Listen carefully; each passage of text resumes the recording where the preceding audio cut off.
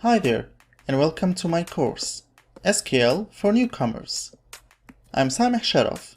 I'm a data engineer and have been working with relational databases since 2010. In this course, you will learn how to use SQL. Whether you are a student or an employee who needs to work with databases and need to learn SQL and add it to their resume, this course is definitely for you. SQL is a standard language which is essential to work with all popular free and commercial relational databases. If you learn SQL, you're able to use any of those products you see here. This course will use PostgreSQL. Why? Because it's open source, so it's free. It proved to have the best quality performance comparing to other open source relational databases available, and it has good documentation with great explanation for each keyword and function in SQL. If you need to learn more by yourself after this course, it will be quite useful. Okay, without further ado, let's start and hope you enjoy the journey. Happy learning! Okay, let's start by getting and installing the needed applications to begin this course. What are we going to do is, we're going to install a relational database manager or an RDMS like PostgreSQL. Why using PostgreSQL? Well, it's because it's open source, so it's free of charge. It proved its performance and quality comparing to both free and commercial RDMS systems that we have today. And it has a better documentation in case if you need any help, you can simply look into the internet. And there is documentation on its website. Next, we're going to use a SQL editor in order to connect, run, and execute our SQL scripts. What we are using is SQL Electron. It proved to be good, it's free, it's open source, it's light, and it has many features that we can use in this course. So let's start together and download and install those two applications. Let's start by downloading PostgreSQL. From Google, I'm going to type PostgreSQL. Here you go. I'm going to check downloads, and from here you can see that PostgreSQL supports multiple operating systems, including Linux, Mac, and Windows. Since I'm using Windows, I'm going to check Windows tab, and from this page you can see what PostgreSQL version is available at the time of this video. It was 10. And as you can see, for version 10, it supports the following 64-bit and 32-bit for those platforms. In case you don't know which Windows version you are using, you can go to the top of the desktop from My Computer or this PC icon. You can choose Properties.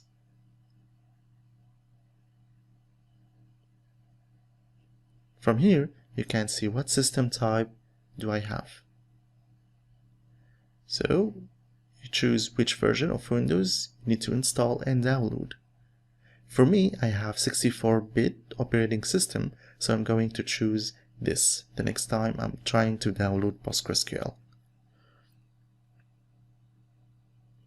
I'm going to download the installer now.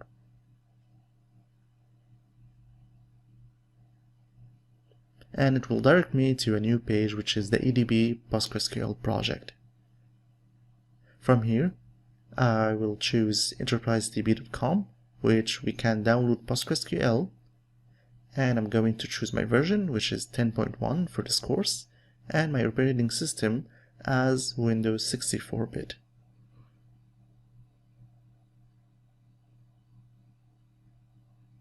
Click Download now.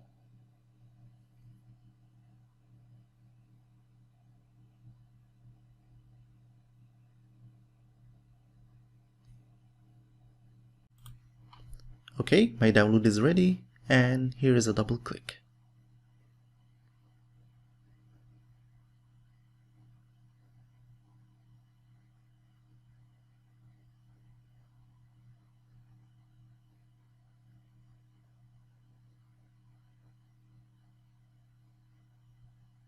Next, I will download it into the default directory.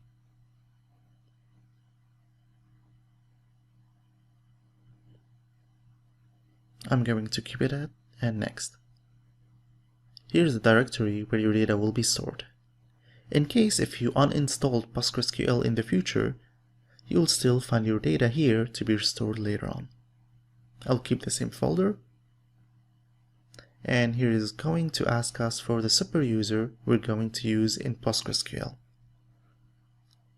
Since we are doing all tasks on our local machine, we can't choose any password that we want. Later on, you should consider a very powerful password for yourself when you need to launch any database in the future. This is my password. I type it again. Then next. Here comes the port, 5432. Remember this because we need it later.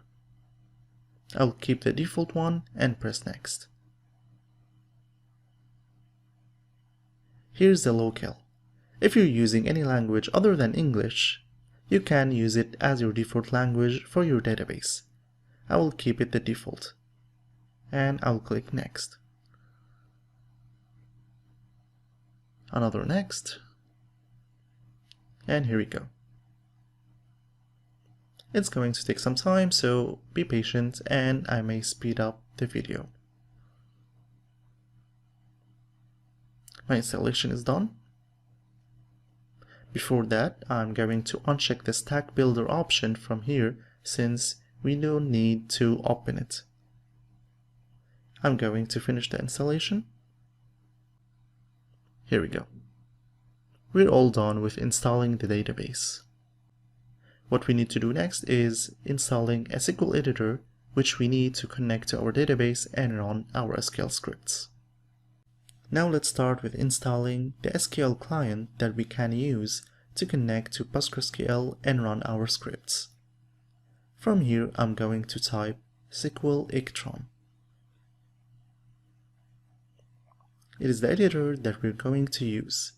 From the first link here, we will choose SQL Electron and we're going to download the GUI version since we're going to use it on Windows instead of the terminal.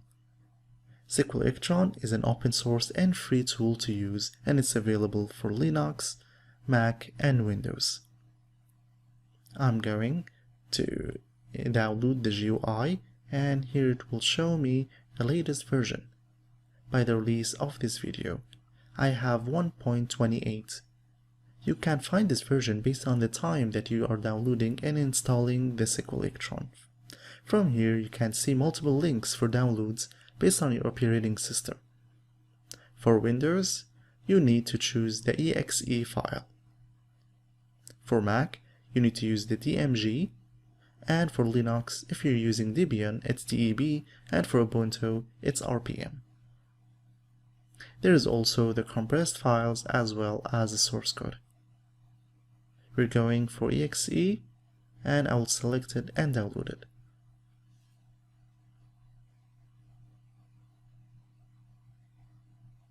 After downloading the installer, I'm going to launch it and waiting for it to be finished.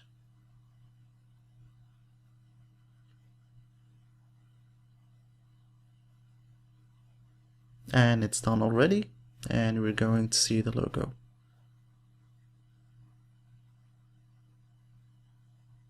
Nice.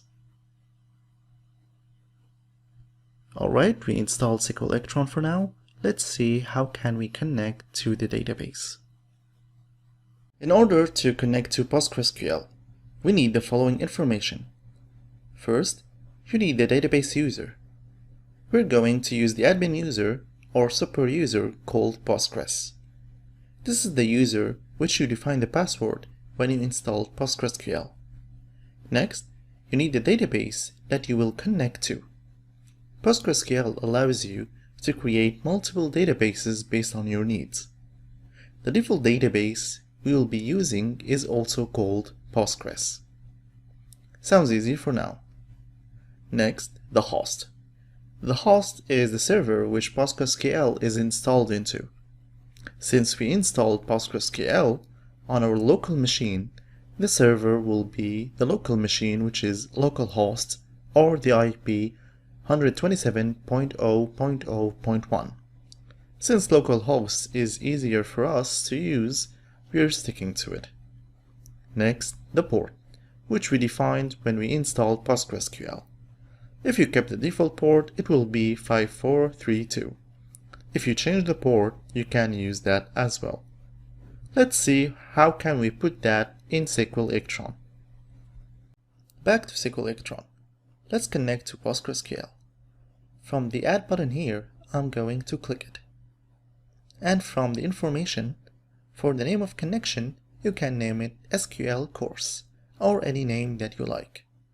From the database type, we're going to choose PostgreSQL.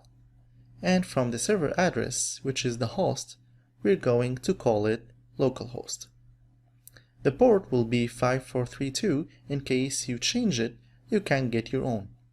For the user, we're going to use the super user, which is Postgres, and the password you added when you installed PostgreSQL.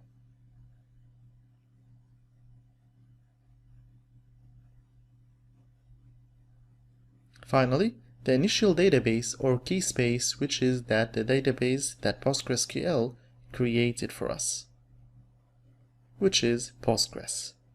To test our information, we can click Test and see if it works. And here you go.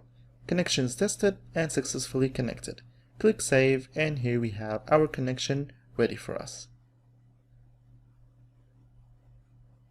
Click Connect, and you are all good. If you see this, then congrats, you're connected to PostgreSQL. Your machine is all ready, and we can start the course. Okay, after we prepared our database and we installed PostgreSQL on our machine, we need some data to experience on and learn in this course. I've generated some random data to use it in this course. You can download it from the attachment in this video. You can find an SQL file. And after that, I'm going to show you how to import the data into your database. Let's start by opening SQL Electron.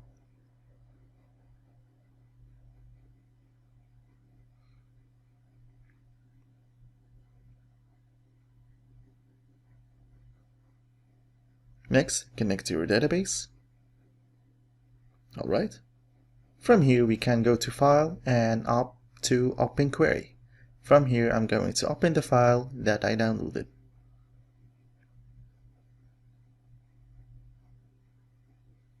Here we go. Here are the file, and those are the scripts that we're going to build our database, our tables, and the data that we're going to use in this course. Don't be scared if you don't understand what is that. We will learn all this eventually.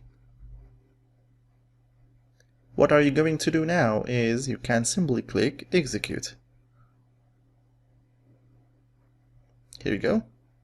When it says query run successfully, all this means that every query or every script is written here has been run and done successfully, and seems everything is working and all is good.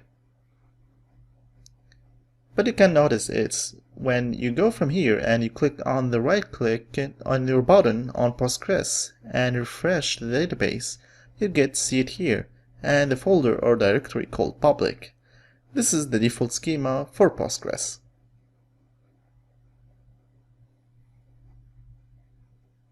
When you open this directory or schema, you can see two tables, departments and employees. If you can see those, it means that you could successfully create the data that we're going to use in this course for now. Alright, let's move to the next section. Some students who are using Windows 32-bit are having problems with SQL Electron since it only supports 64-bit. In this video, I'm going to show you how can you download and install an alternative SQL client called dbeaver, which supports 32-bit Windows. From Google, I'm going to type dbeaver, and it's the first link. You can directly go to dbeaver by dbeaver.io. From here, I'm going to go to download. I'm going to choose the community edition since it's the free version, and I'm going to choose Windows 32-bit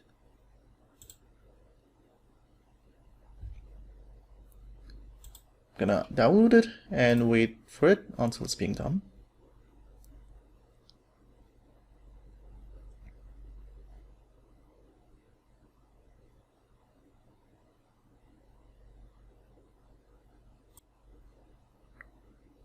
And from here, I'm gonna use English.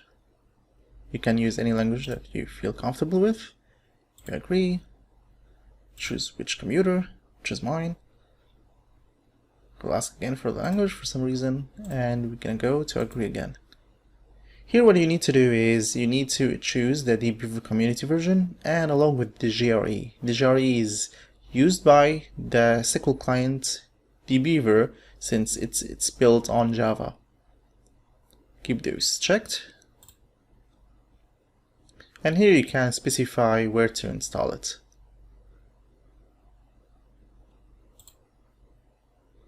Here, if you need any shortcut, and you can say you don't need any shortcut if you don't want to, you can install and wait for it to be done.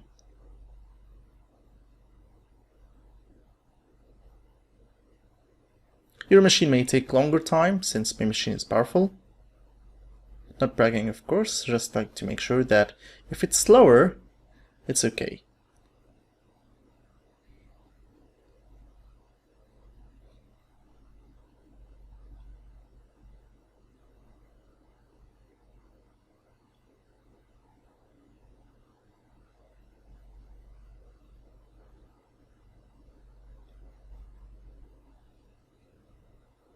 And you can create a desktop shortcut if you want to. After downloading and installing dbeaver on our machine, I'm going to open it. So the first time you open dbeaver, it may ask you to download a sample dataset or a sample database for dbeaver, so it's free, so you can play around with it using SQLite. We don't care about that for now. What we care about is connecting to Postgres. So from here on the far left you can see new connection. Click on it and you'll see the databases that dbeaver supports. So from here what we want to do is PostgreSQL. Not the old one, but the new one. Can go next. And here you can see the default values for the configuration for connecting to PostgreSQL on your machine. If you didn't change anything, so you should see that the host will be localhost, the port will be 5432, the database will be Postgres, and the user will be Postgres as well. So if you didn't do any changes while installing PostgreSQL on your machine, those configurations should be sufficient. Now you can provide the password. And if it's all good, you can test the connection. Since I tried dbeaver before, when you test the connection the first time, it will ask you to download a number of libraries for GRE that is necessary for dbeaver to run. So instead of this pop-up, you can see a window which will show you the libraries and it will ask you to download those. You can just click on download and all is good. Now my connection is success. I'm gonna say finish. So after that, what you're gonna need to do is you need to download the dataset that is attached in your video here or in the previous video. So after you download it, you need to open it from dbeaver. So you say open file. So based where did you download it on your machine, you need to open that file. Here's my file here. Here's a script that you need to run in order to have the dataset that we need to work on this course. I'm going to select everything. You can do it manually, or what you can do is press click, Ctrl, and A. After that, you can click on the execute button here, or you can press Ctrl Enter to run this. It should be all good. To make sure that everything is fine, you can go here into the connection.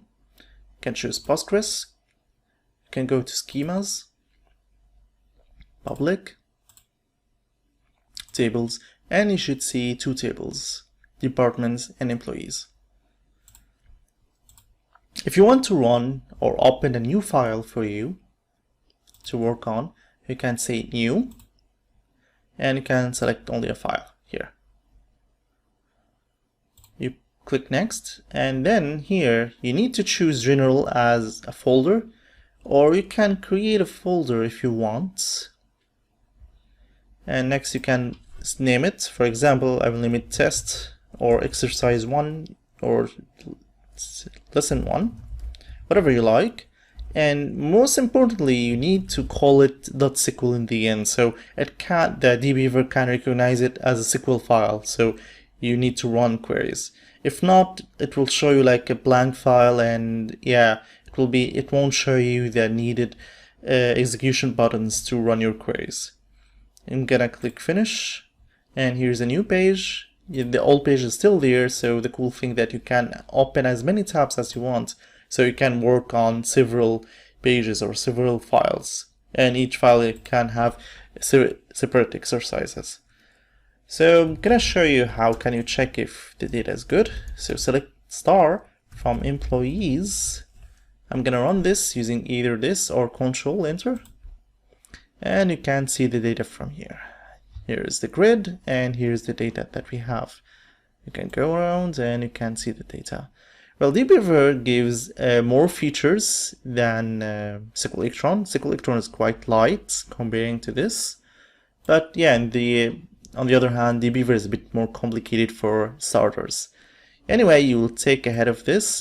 Just take your time, and you can see it's quite simple. It's not that difficult. As long as you reach this level and everything is fine, congrats, you can work with us now.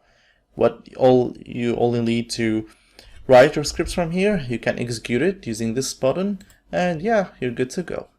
Thank you very much for watching. Okay, so now we're going to start learning SQL. First thing I'm going to do here is I'm closing this tab. We're going to start fresh, and I'm going to maximize the window so we can see more. We're going to start together with learning SQL by learning the first statement we need to know. The first statement is called select. What select does, it gets the data that we need from any table that we want, or any query that we require. So select is the main statement in SQL. That we're going to do here is I'm going to show you how to use the select statement in order to get the data that we need from any table. Let's say employees. First, from the editor, I'm going to type select. It is where PostgreSQL can know that get me all the data that I need from the employees table. After select, we're going to show here what columns that we need from this table. Since we have no idea of employees, I'm going to use the star, which is Shift plus 8. Select star means that get me all the columns from a particular table or view or any data source that I am reading from. We get to define what table we're going to read from. So we say after that, from. Then, the name of the table that we need to read from. Now we have two tables, departments and employees is more fun for us, so we will start with that. I'm going to use employees, and I'm gonna type it. That's it. Here I'm telling PostgreSQL to get me all the data from employees table, with all the columns from this table. Let's see the results by clicking execute. Here you go. What you see here is all the data in employees table. Please take note that this data is randomly generated. It's not real data. This is the setup we're going to use in this course, so we have the freedom to do whatever we want with it.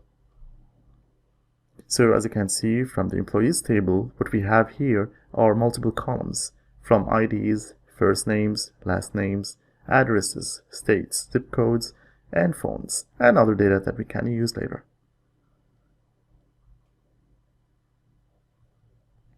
A table consists of columns like the ID, the first name and last name. It consists of records or rows.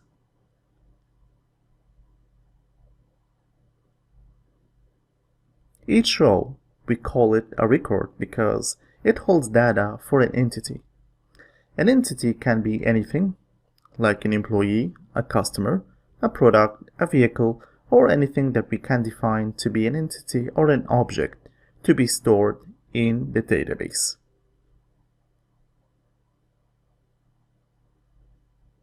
So for each column and each role, we have a value. Like here, we have first name, like Ili or Joanna, which are employees. Those values of what we need most. When we need save, or when we query from our database. So we can see that we could select from the table.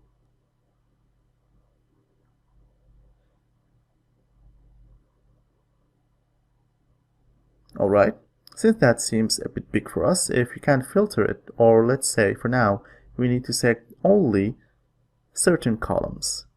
Like, what I need to see here is the first name, last name, and phone of the employees.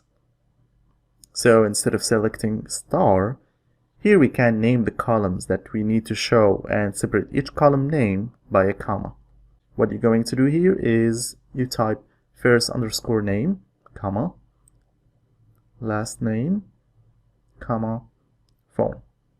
So here I selected 3 columns, first name, last name, and phone. When I execute this query, what I can see here is only those 3 columns that I defined in this query. First name, last name, and phone. This is cleaner. In case I want to see only the names of those employees and their phone numbers, this is the way you can do that. If you need to call them or connect them or share their information with the HR. It can be anything. Note that SQL is case insensitive, by the way, Means like, whatever character that it's being typed here, capital or small, it's the same and it doesn't matter. So don't worry about that if you type SQL queries. So I'm gonna show you how to type select in all caps and from in all caps, and you see that it returns the same results. For now, we can see the data that we need, or at least we can see the data that we want to work on. Have fun with that and see what data we have for now. We get to move on and talk more about how can we filter our data more and see only the particular rows that we want to report. What is a database? A database is a collection of information set and organized so it can be easily accessed, updated, and managed. A relational database or a tabular database is a set of data organized into tables. You can think of tables as spreadsheets, but it's far more complex in design and can hold millions of rows. In order to access the data in relational databases, we use a language called SQL or Structured Query Language, which we will learn in this course. Using SQL language, we can access our data, we can update it, we can run various queries and get all the data that we need from the database. Databases can be used for various catalogs, such as sales, inventories, employee profiles, students' grades, and much more. Any data that you can store structurally, you can use databases. Relational databases are usually managed by a manager system or an engine, which controls database users' access and what can and cannot be accessed by those users, and groups as well as managing data reads and writes. Hence the term Relational Database Management System, or RDMS. Okay, before going into filtering our data using the select statement, we get to know something called data types. In SQL, we have 3 main data types. We have numbers, dates, and strings. Numbers such as salaries, commission rates, or prices are called numbers, and they are stored as numbers in the database. We have dates such as hire dates, which is the database calendar. We have strings. We call the words, the sentences, or any set of alphabet and special characters strings. Strings can be the first and last names, can be emails and job titles. They can also be phone numbers. Phone numbers are not numbers, by the way. They are considered characters because we type them in a way of a symbol pattern or format, like using dashes or spaces between the numbers so they can be recognizable and easy to read. When we want to filter the data out in our database, we need to make sure and take care of the data types that we are going to filter on. Sometimes there is a misconception between numbers, dates, and strings that they're not being used correctly. When some users filter the data in the database, they use unoptimized ways to filter the data. Or they have some problems how to filter the data and get the results that they need just because they didn't take a good look at the data they have in the table. So here are the data types SQL provides. We are going to take a look at how to filter based on those data types. Okay, your boss wants some data. Let's say your boss comes to you and asks you to get the data that he or she needs from the database. For example, they may ask who are the employees with the base salary more than or equal to $5,000. Maybe they want to fire them, or for tax purposes, or whatever. Anyway, next, they want to know who are the employees with the base salary between $1,000 and $2,000. Next and last, they need the employees with the salary brackets of $1,600, $2,700, or $4,200. We're going to see together how can we get the data for your boss. Let's go. Let's start with getting the employees with their base salary more than $5,000. Starting from the last select statement that we wrote earlier, we're going to see who are the employees who have such big salary. What we are going to do here is, after typing, select, then the name of the columns which we need to show and from which table we need to read from, which is employees. What we're going to do next is we need to filter the data. Means that we need all the employees with base salaries greater or equal to $5,000. In order to do that, what we're going to do here is we're going to type after the select statement where. After selecting from the table, we want to filter the data. So we're going to type where so we can define what are the filters or conditions that should be applied to filter the records of employees table.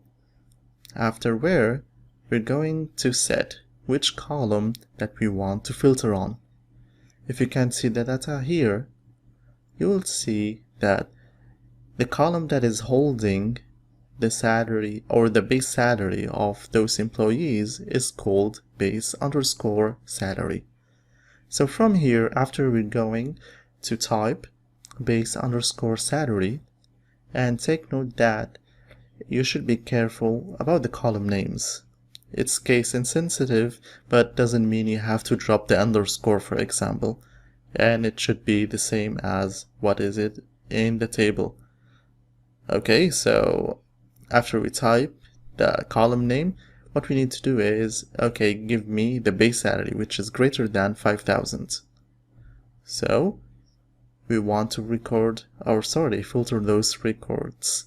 And to show the records with the base salary is greater than or equal to 5,000.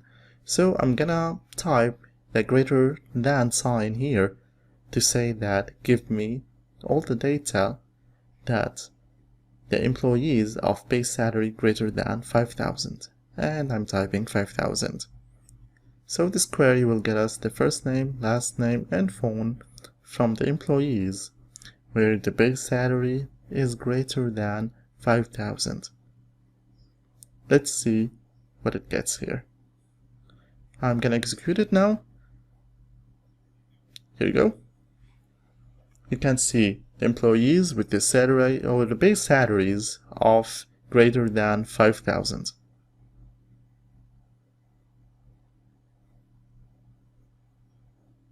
Cool. There you go. We could answer the first question. But if you can remember, your boss said that they want the base salaries of greater than or equal to $5,000. So we want to also get the employees with base salaries of exactly $5,000. And so how can we do that here? So in SQL, there is a sign called greater than or equal to. So here I'm gonna type the greater than sign, and after that I'm gonna type the equals type. So here it says give me all the records from employees where the base salary is greater than or equal to $5,000. So in this case we covered or included the base salaries of 5,000. You can see that the number of rows have been different. It used to be 77 and now it's 84. So after I run the executed the query, we can see there is a difference. So we can look for salaries of 5,000. But since here we can't see exactly how much, and yeah, I should have added base underscore salary before.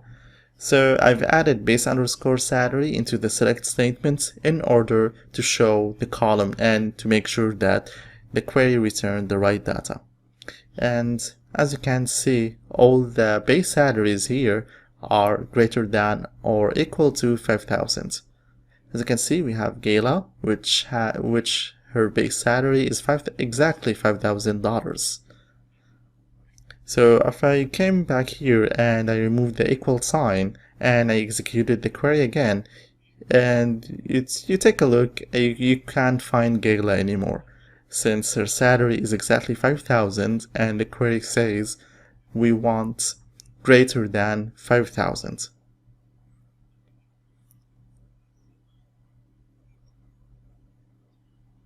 So all the salaries here, if you take a look, it starts from $5,100 or $5,100.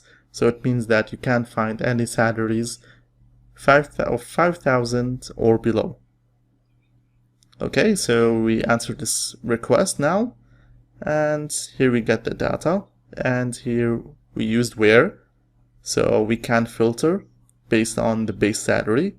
We use the sign, which we'll use to filter the data, either greater or less than, or smaller, let's say, from the value that we're doing so. And I'm gonna show you if I used less than or smaller than 5,000, you'll see that all the base salaries now shown is exactly below 5,000. You can take a look. Okay, if you used less than or equal to now, and I run this query again, you can check here if now we included the salaries of 5,000 again. So you may find Gayla again. I'm trying to find her actually. Okay, someone called France has a salary of 5,000. Okay, well, I can't find her. Okay, you can take your time to look it up for me. Anyway, so this is the data that we need, and here's how we can filter our data from any table. Okay, so what if we want all the employees where the big salary doesn't equal $5,000? Okay, so we have a sign in that in SQL.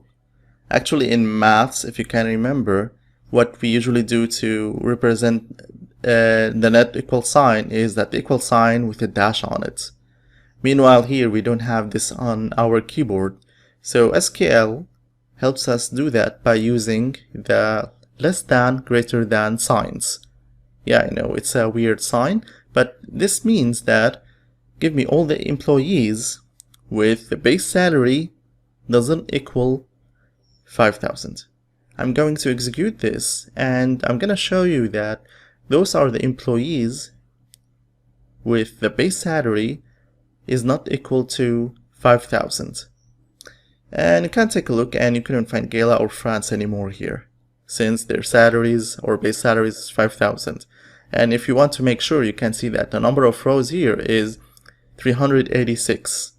Meanwhile, if I can run the select statement from all employees without a filter, you can see that the number of rows will be more in this case. And after executing this, you'll see that the number of rows now is 393, which means that we have we have less records when we run the filter for not equal to 5,000. Okay, great. So let's move on to the next lecture. Going into the next request. Who are the employees with the base salary between $1,000 and $2,000? As we did before, we could answer the first request. Now we're going to the second one. Let's see how can we do it together. Going back to SQL Electron, now we're going to filter based on the range that we need, which is between 1,000 and 2,000. To filter based on a range in SQL, what we use is, let's say, a term or a keyword called between. What I'm going to do now is I'm going to use the between keyword after where, which because we need to filter based on a range, which is $1,000 to $2,000. And sure enough, we need to use the column, which is base underscore salary. This is the column that we're going to filter on, as we mentioned before. Now we're going to say that, okay, we need the values between 1,000 and 2,000. And as I'm speaking now, it's the exact same actually in SQL, as simple as that. So I'm going to type between 1,000 and 2,000.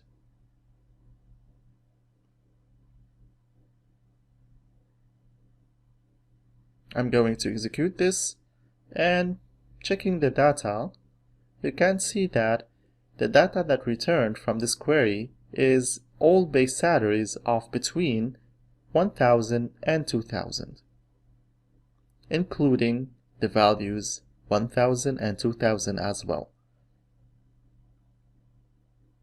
As simple as that. We may not ask you to put a semicolon at the end, but I usually do that at the end of each query, because what you can do is, in the same document you can write more than one query and you can separate them by a semicolon, and you can run all the queries at a time, but you can make sure that they don't collide with each other. What I can do also to make the query cleaner is I can break the one query into multiple lines.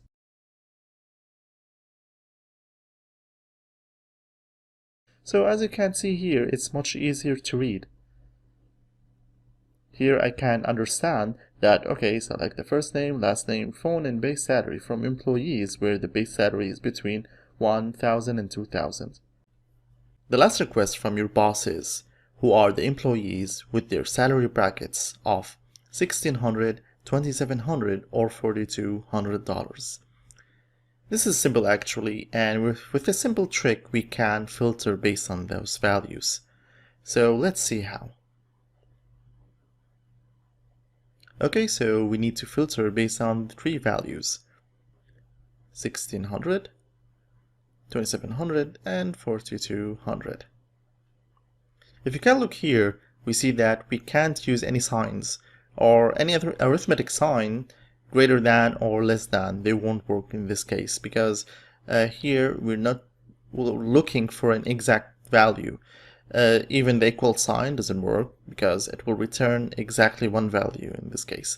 So if I say base underscore salary is equal to 1,600, I will get the employees with the base salary 1,600, but I won't get the rest of values. And if I use between 1,600 and 4,200, it will get me all the base salaries of between this range. So this won't help either. So what we're going to use here is a new keyword called in. In databases, we can have what we call sets.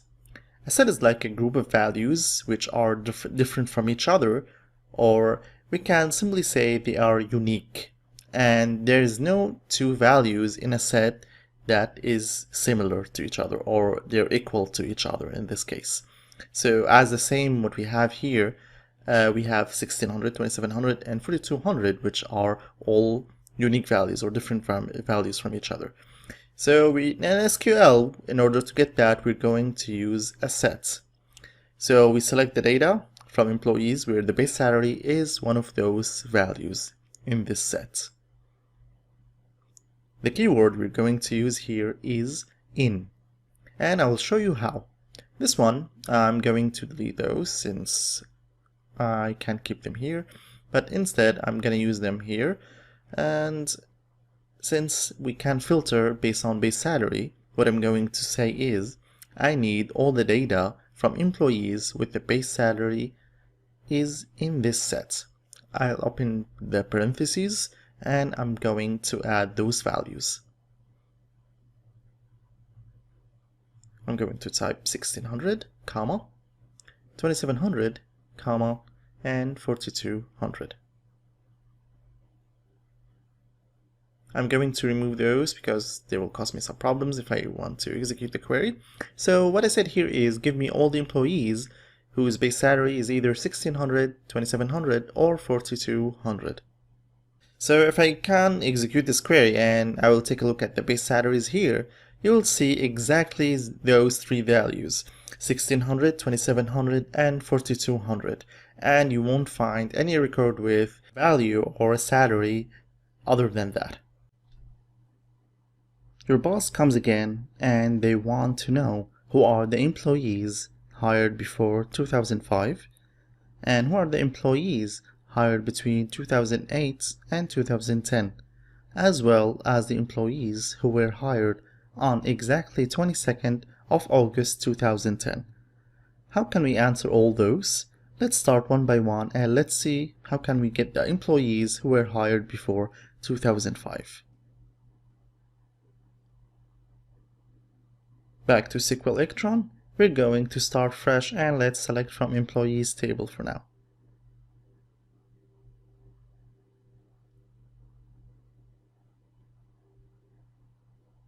Here you need to know which column that gives us the dates where each employee was hired. If you can take a look, you can find that hire underscore date is the column that we need. We're going to use that and we're going to filter based on hire date. How can we filter based on the dates here? I'm going to say here that typing where, so since we want to filter, hire underscore date. The first question was to get all the employees hired before 2005. Let's use the less sign and 2005 like this. And let's see what would happen if I execute this query. Oops, okay, we have a problem here. It says that dates and integers or numbers doesn't work in the filter condition in where clause, and since we're using the less sign, and the less sign is comparing between a date and an integer in this case. Numbers which are like 2005 are called integers in SQL. What we need to define here is we need to express 2005 as a date instead. So we need to express it as a full date, which is the year, month, and day all together. So if I want to come here and say that, alright, I need all the employees before 2005, what I mean is I need all the employees hired before exactly the 1st of January of 2005. How can we type this? First, for dates, we start with single quotes. So when you use dates, you need to use them between single quotes, so SQL can know those are dates. Next, you're going to say that we need all the employees before 1st of January of 2005. How can we say that? And how can we type it actually in SQL is we start with the year 2005 and then we type a dash so we can separate between years, months, and days. So since the January is the first month in the year, so its number is number 1. So I'm gonna type 1, it means that it's January. Then another dash and last the day, which is the 1st of January. So I will type 1 as well. So here I have the full date. So what we're saying here is give me all the employees whose hire date is before the 1st of January of 2005. Let's execute this and see the results. As you can see, it runs perfectly now, and we can see all the employees whose hire date is before 2005.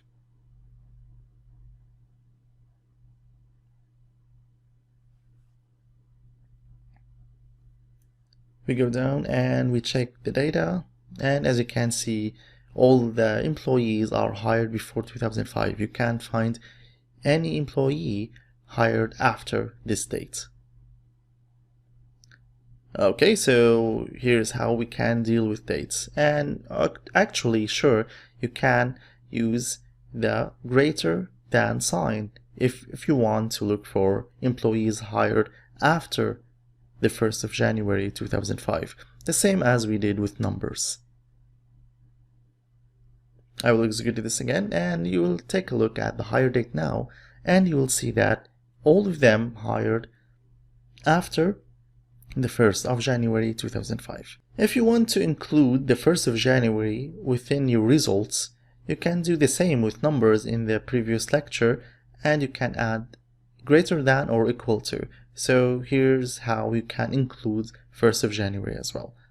And actually, you can find data here that for any employee to be hired on 1st of January, because 1st of January will be New Year's Eve and it will be a public holiday, so it doesn't work actually. Anyway, what you can do also is you can exclude a date. So let's say that you want the employees who were not hired in 1st of January 2005. So you can use the not equal sign. Alright, so we answered the first question and we're going to the next one. Who are the employees hired between 2008 and 2010? Here, the same way we filter with numbers, we will do the same with dates, and we want a range. So we're going to use between. This will help us filter based on a range. If you go here, using the hire date as the column to filter on, and I'm going to type between, and I want to say that give me all the employees that are between 2008 and 2010, which means give me all the employees hired between the 1st of January 2008 until the 31st of December 2010, because we want to cover the 3 whole years, which are 2008, 2009, and 2010. We start with 2008 and January the 1st until, so we can add and, starting with the year 2010, and then December, which is 12, and finally the day, which is 31. Here we covered the whole year of 2010. Executing this query, we'll take a look at the data. Cool. So you will see that the hire date is between 2008 and 2010. I have a bunch of, okay. I'm looking for people hired in 2009. Here you go. Here I can't find one. Okay, so you see that we can sort the data in the future lectures. Here, as you can see, the data is a bit like randomly ordered. And what we can do in SQL, we can sort or order the data based on a certain field or column.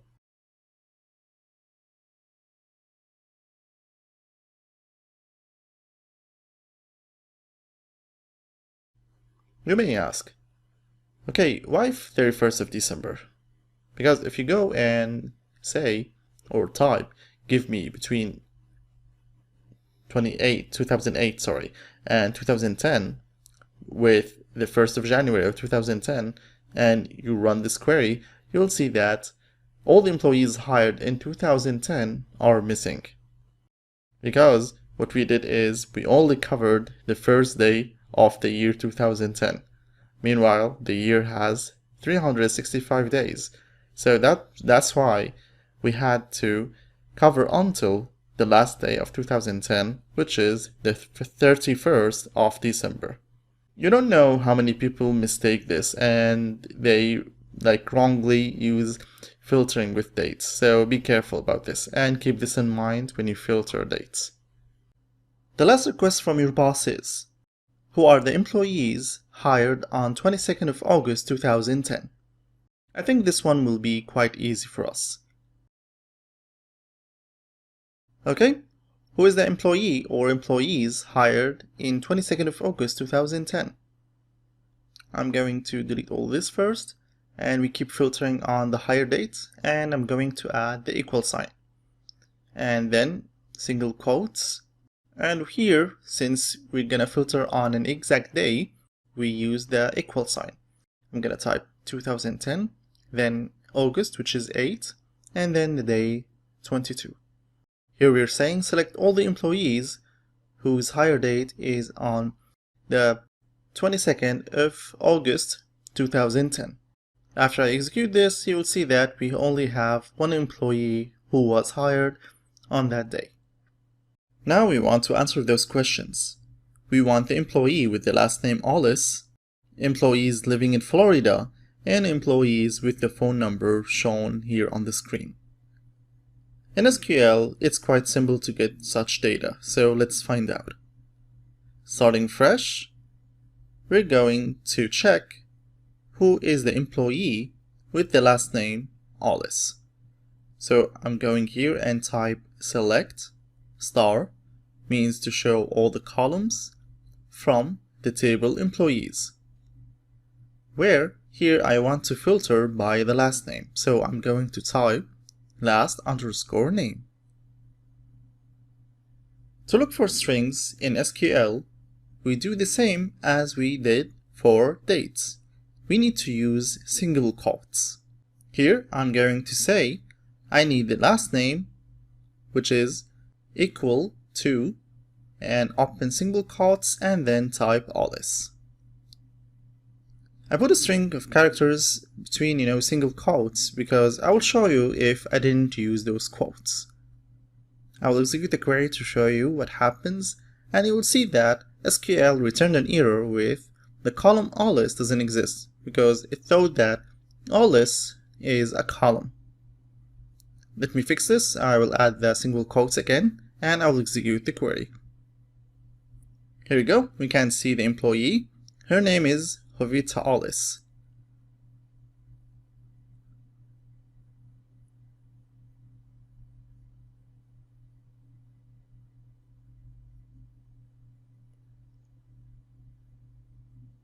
Please make sure that it's with SQL for strings, they are case sensitive.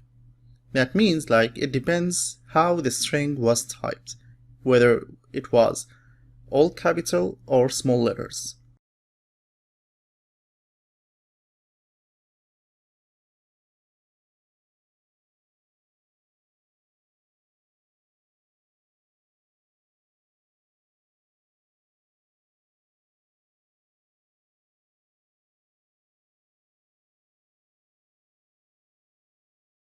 You use strings as they are in the database or the table you're doing. Here I fixed the O letter again to make it capital letter, run the query again, and you can see we could see the employee again. So now next what we want to do is we want to check the employees from Florida state. So since as you can see from the column we have state, which represents the state of the employee. So we're gonna filter on state is equal to FL, which means Florida. And we can see here now all the employees from Florida state.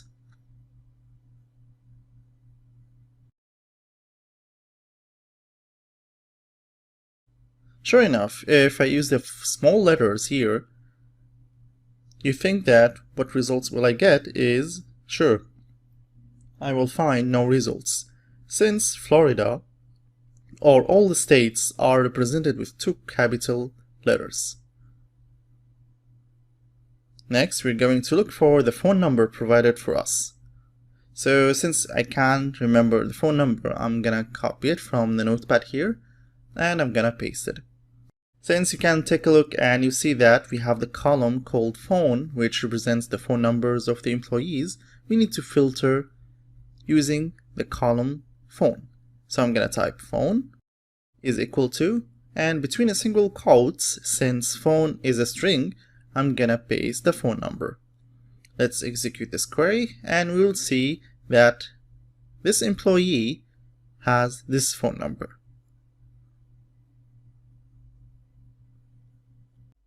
In the last video, we saw how can we concatenate strings and numbers together. So what we can do is we can form new columns based on multiple columns that we have. For example, here we have the first name and last name, which are string columns. What we can do is we can convert them into one column, which can be called full name. As we did here, you can see that the first name and last name has been joined together to have the full name for each employee. But if you can check it out, the name of the column is a bit quirky. It's not a real name of the column. It depends on what ID are you using or what database are you using, so it can define its own column name in case you're showing a new column in your select statement based on several ones. But what we can do is we can choose our name for the new column that we have created. For example, here we can call this column full name instead of this quirky name here. How can we do this in SQL? It's so simple, and it's called an alias name. We can define aliases as a replacement or alternative name for our columns. So it's not about only creating the new columns based on the select statement, but even the existing columns, you can change their names in case they're not clear, or you want to export it as a report and you want more obvious or more clear names for your boss or for anyone that you're reporting to. So if you want to do an alias for this column and we want to name it full name, it's as simple as that. What we can do is after the column equation, let's say, which will create us the full name column, we will say as, which is a keyword to show that what we want is we want to name this column in a different name or a new name. So after as, I will use double quotes, and it's not single quote. Single quotes is for strings, but double quotes is for column names or for aliases. So here I will say full name. So what I did here is I named this column full name. If I run this query, you will see that the new name now, what we have, is full name. If you want to make sure that everything is right and to make it more clear, what I can do is I can choose several columns here, and I will show you that, as you see, the first name, last name, and full name. Full name is a newly created column that it's the concatenation of first name and last name separated by a space. And sure, to not mix things up, if I do select star from employees and I run this part, you won't find full name here, because what we did is we didn't create a new column and we didn't add it to the table. Just like the select statement, what will show us in this query that we run. So make sure that if you understand that select statement doesn't do any changes on the existing table. It just shows you what formulas or equations that you're doing on this data, which is a cool part about select statement. So you can keep the raw data in your table, and you can do whatever equations, whatever changes or transformations that you need to do so you can show the data, which is the powerful part of databases in general.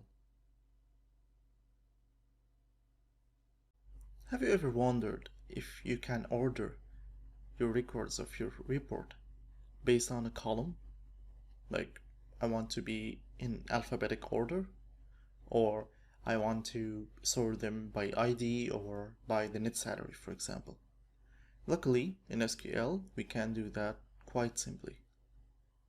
In SQL, it supports ordering by any column, either a row column that exists in the table, or a column that is a result of equation or a formula or a transformation that we did, as simple as full name or net salary. To do so, what we can do is, after from statement, we can add the new statement, which is order by.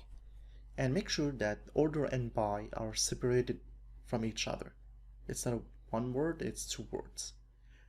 So this way we can tell SQL that what we want is we want this query to order the records based on a column or several ones. Let's see how. For example, let's sort our report by full name in alphabetic order. So what we can say is order by full name. Here we don't need to use the double quotes. It's okay. The same as here, by the way. What we can do is, in case your alias is one word, it's okay to not use the double quotes. But if your report or your query will have two or more words in the alias, you need to use the double quotes in this case. Anyway, so here I said order by full name. If I run this and check the full name, you will see that it's all now sorted in alphabetical order, starting with A, going to B, going down to Z. So this is sorting as simple as that. We can sort by both strings, dates, or numbers. So if I want to add the numbers, which is for example the net salary, I want to sort by the net salary. So I can come here and say net salary. If I run this again, I'll see that the net salary has been sorted. And as you can see here, we have this web developer intern who's getting the lowest salary between the employees since he's an intern. And going up, we can check that the salary is increasing in this column. Going down, and you can see the highest salary in this company. But well, this is exhausting to go all the 400, about approximately 400 columns or records to see who has the highest salary, if you're so curious. So what we can do is we can either sort ascendingly or descendingly. Means that we can either sort from the smallest to the biggest or from biggest to smallest, if it's in case for numbers or dates. In case of strings, as you have for the full name, it can be sorted from A to Z or from Z to A. So how can we do that? If you check this slide, you'll see that order by supports two keywords. The first keyword is the ASC, which is the ascending order, which takes the first three characters of ascending word, which is actually the default one. So you really won't use it anyway because it's the default one in SQL. But what we want to do is the descending order, which is the second keyword, DESC, which means the descending order, the first four characters of descending, which will order or sort the query based on the columns that we specified in a descending order, whether it's a number, so it will be from the largest to the smallest, or for a string to be from Z to A. Let's see together. Coming back to the query, you'll see that the net salary is ordered from smallest to biggest here. But I'm so curious to see who has the biggest salary here in our company, and I'm too lazy to go all the way down. So what we can do here is I can come and say order by net salary, and I will add DESC, which means that order net salary in a descending order from the largest to the smallest. Let's run this, and we can see now who has the biggest salary. So he's the head of data, which means like, okay, they're paying much for data these days. So this is the hugest salary or the biggest salary we have in the company. And you go down and you see the net salary is going lower and lower because we ordered the report based on the net salary in a descending order. So what about if we want to sort it by full name, but in a descending order? If I run this, we will see that it's now sorted from Z to A. And as you can see, the full name, the first one is Zona, which is the letter Z, then Yvonne, and going down from Y, W, V, etc.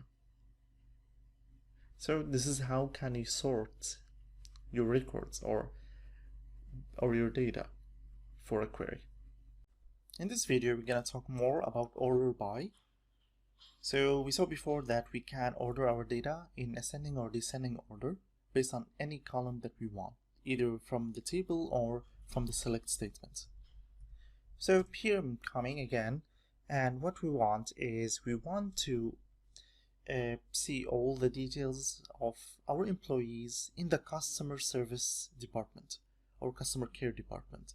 So if you can remember from the previous videos, if you still remember, so what we can do is we want to filter by job title. So what we can say is job title, and I want to say that give me all the employees who are working in the customer department. So we can use I like, since if you can remember, I like is for case insensitive cases. So instead of taking care that customer is a capital letter or smaller letter, we can use I like, so we can avoid this problem. Next, we're gonna use single quotes for strings, and I'm gonna use the percentage sign. Just remember that the percentage sign for strings, it's about giving a character or more if you're looking for characters, while in math the percentage sign is for the modulo operation, just to make sure that you differentiate between the two cases. Anyway, so look for everything with the port customer. If I run this, you'll see that it gives me all the employees working in the customer care or customer service. Okay, so what we want is, next I want to order this data. So I want to order it on several attributes. So the first thing, I want to order them by job title, and next I want to order them by name. So in this case, I can order first the job titles instead of having a random or a messy report. So I can order them so it can look more better. So in case it will be easier for the one who's using the report to see that all those from the same team or the same department for the customer division, let's say. So always remember that the order by comes last in the select query. So when you write the select statement, first comes the select, you select your columns, then the table name in the from, then the filtering using the where clause, and finally comes the order. So I say order by, and then I will say and to order it by job title. If I run this, now it will be ordered by the job title. At first by the customer care manager. Going down, you'll see we have the customer care operator, which is because M is before O, so manager is before operator. Going down, and you will see that it's ordered by alphabetical order. And sure, if I use the descending order, which is this one, it will be the opposite. Checking out, and you see that customer service, which is S. Then if you go down more, you will see that it will be the customer relationship, which is R. So the alphabetical order is from Z to A. Anyway, so first I want to sort it by job title. Next, if you see the report more, you see that, okay, we sorted everything by job title, but you see the full name is a bit, it's a bit messy. So what we can do is we can order by full name next. So in case we have two records with the same job title, we will order the one with the full name in an ascending order. So I can add here, using the comma, I can add full name. And if I put ASC, or I didn't put it, as we mentioned in the last video, the ascending order is the default one. But I will keep it to show you that it will work either way. So now in this query, I'm ordering first by job title, then by the full name. And as you can see, we have first the customer care manager, then the operator. Okay, so when we have two records with the same job title, you'll see that the full name will be ordered first. So first it will be Ahmad, then Eliza, then Lily, then Mitsu. So as you can see, you have the letter A, AL, then Lily with L, and Mitsu with M. So it will sort first by job title, next by full name. What we can do also is, to make it better, is that maybe instead of full name, we can order by the net salary in a descending order. So what we'll have here is the job title will be ordered first, then the net salary. I have a problem here, which is, okay, net salary doesn't exist because, as you can see here, I had a problem which, because of the net salary. If you see my query, the net salary here doesn't exist. So it simply didn't know what is the net salary. So I'll fix my query by adding net salary here, so it will work again. The cool thing about order is that it uses the alias. What we can see next is, unfortunately, where clause can't use the order or the alias. Sorry, I'll show you an example about this later on. So anyway, so here I have the net salary, and if I come here,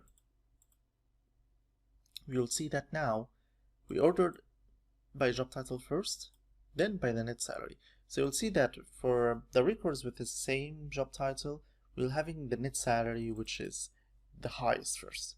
So for the customer care manager, we have the highest, then to the lowest. Then if the operator will be having the highest and the lowest, and the same thing over and over.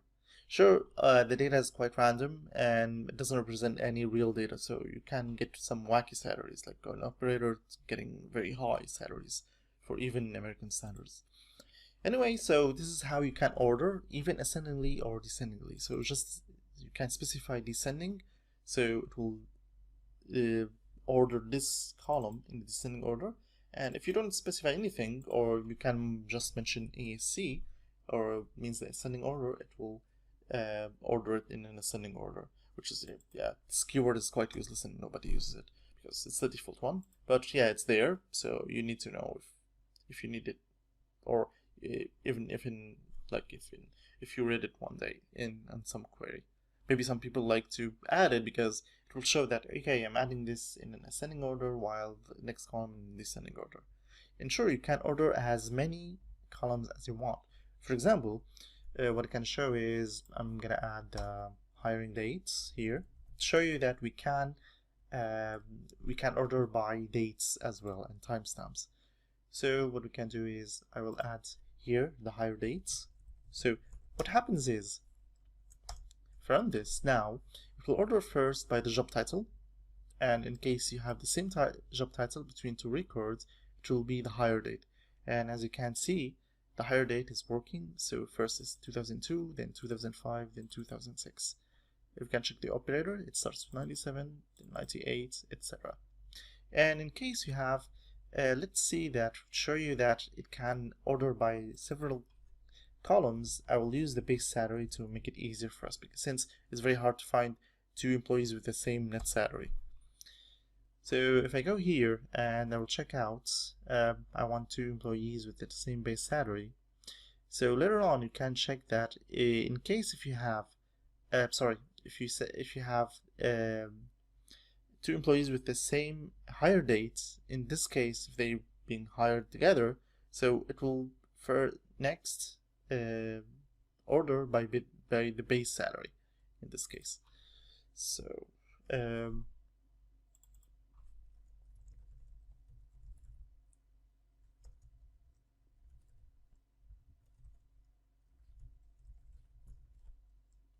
And I'm gonna show the base salary here just for see if we have anyone with the same base salary.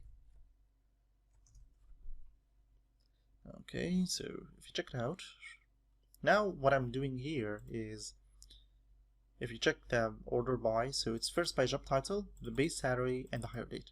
What does it mean is, in case if I ordered by job title and they are the same, it will order next by the base salary. And in case we have two employees with the same base salary, so it will order next by the hire date. So let's check together if we can find someone. Okay, so it's very difficult even to find the same base salary here. Oh, here we go. So we can check this one. So we have Letty and Alicia. So for Letty and Alicia, they're working together in the customer care operator team. And what they have is the same base salary, which is 4,200. But what happens is, for Rashida as well. So we have three people with the same job title, which is the customer care operator, and the same base salary, which is 4,200. So as you can see here, we have two columns with the same values. So as we ordered here, we have the job title, we have the base salary, and next one is the hire date. So we'll check out that in case the job title and the base salary has been the same values, equal to each other, the third one will be the hire date, which we can check here between them, or those three. And as you can see, first it was Rashida, which was hired in 2003. Next it was Letty in 2005, and Alicia with 2011. So here's a good example that you can order by several metrics or several columns. So in case the first column was equal to each other, it will order by the second. If the second was equal, it will be ordered by the third, either ascending or descending, depending what did you mention here, etc. So this is how the ordering works. As simple as that. It's quite cool and it's quite easy. And yeah, it's like very simple, but at the same time, it will give you a very good report and a very tidy report based on what you need. When we run a query like this, which is select star from employees, this query will give us all the records in this table. Now it depends on the IDE or the tool that you're using to connect to your database, whether it's Toad, it's SQL Electron, it's MySQL Server, everything that can depends on which IDE you're doing. It can limit your number of records you bring in there, because now our data is only like less than 400 records here, but what if you have a table with millions and millions of records? You can imagine that this will consume much RAM even in your machine, and it will crash because it will be much memory allocated to show you all those records. It happens often that, especially now we are in the big data era, which millions of records is now quite the norm when you work on any medium to large project. So what you need to make sure is you don't need to consume much of your data and make your relational database quite, exhausted by bringing you all the data that you need, especially if you have a query that is quite complex, much mathematical calculations, for example, and many columns. This all it has an effect on how much time does your query take. Here our data is quite small, so it's quite fast. It's taking milliseconds, but when you have millions of records, this may take minutes, even sometimes hours if your query is very bad. So what you need to do is there is a way to limit the number of records that you're bringing from the database. This can be very, very cool and very easy. It makes your database administrator quite happy that instead of reaching 100,000 records and consuming the relational database's resources, banning anyone else from using it, you can simply get the first 1,000 or the first 100 records, and even the first 10 records in case you want to check the data of any table you don't have an idea about in the first place. So this one is quite simple. So how should it be working is, you can simply, when you write your query, at the end of the query, you can limit the number of records to be obtained from your database or from your table. So here I'm gonna, for example, limit it by 10. So here you can give the keyword limit, and you can give a number which indicates how many records should be obtained based on the query.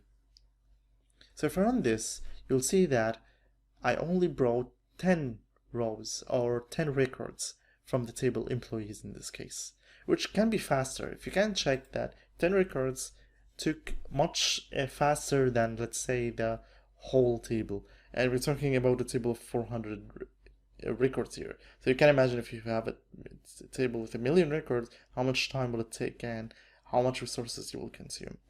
So always keep in mind to use the limit when you use tables with such big data, let's say. For the limit, it should always be at the end of your statement. So for example, if I have where, and let's say, for example, the base salary is bigger than 3,000, and okay, order by, let's say, the first name. So the limit should be at the end, after order, as you can see. So if I run this, here you go. So it brings me all the employees who are the base salary is over 3,000, and it ordered by first name, as you can see here, and it's only the first 10 records. So this can be very, very useful. For example, okay, I want the top 10 employees with the highest salary. We can do that. Sure, there are other metrics to do this, but this is the easiest way to do so.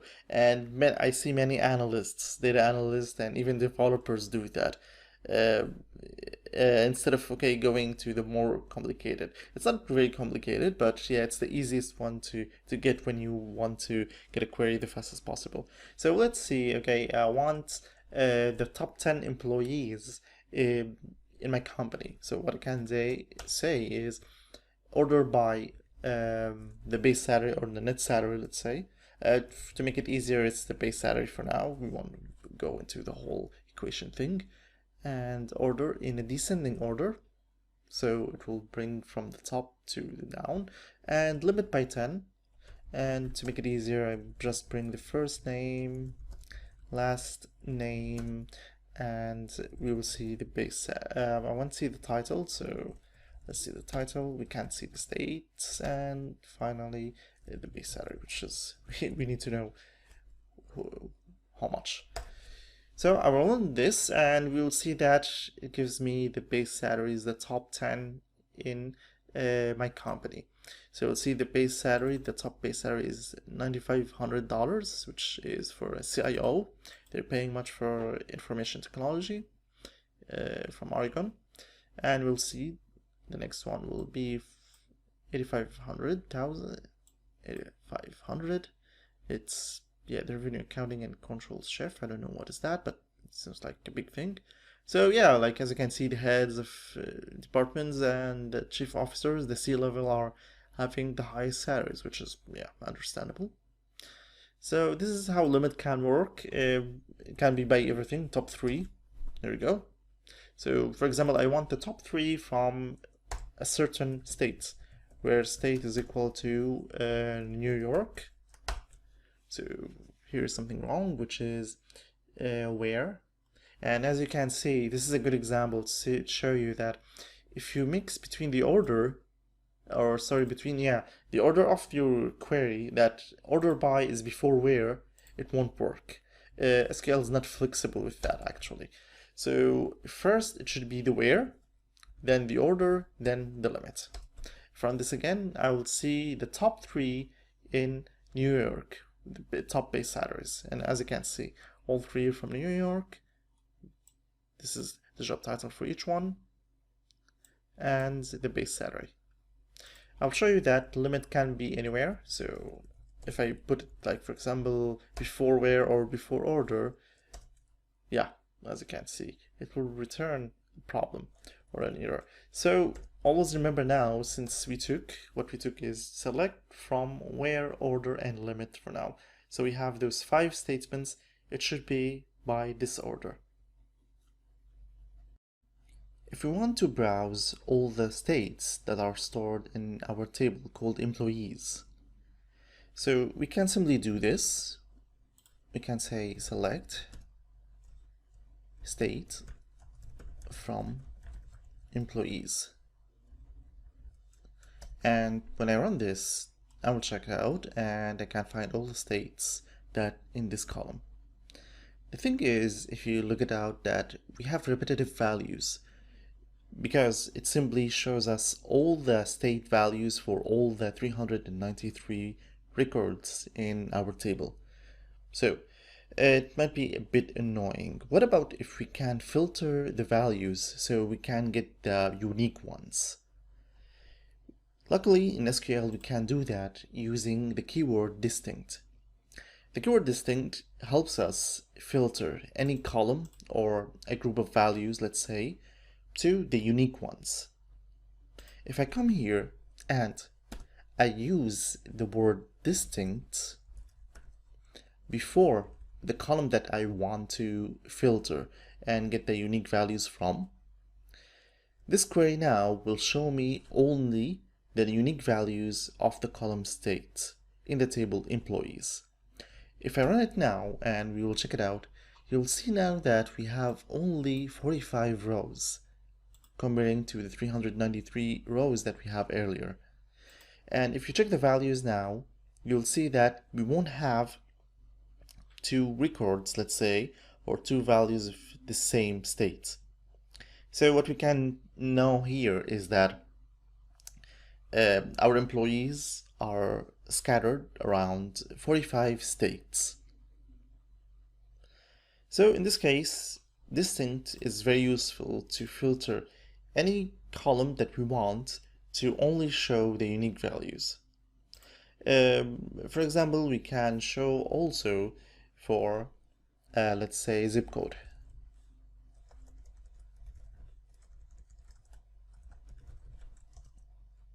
And it shows me all the zip codes stored in employees, but the unique ones.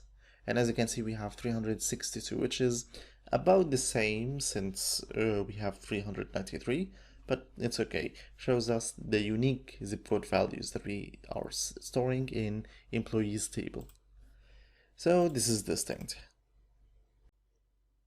We're going to talk about null values. What is a null value anyway?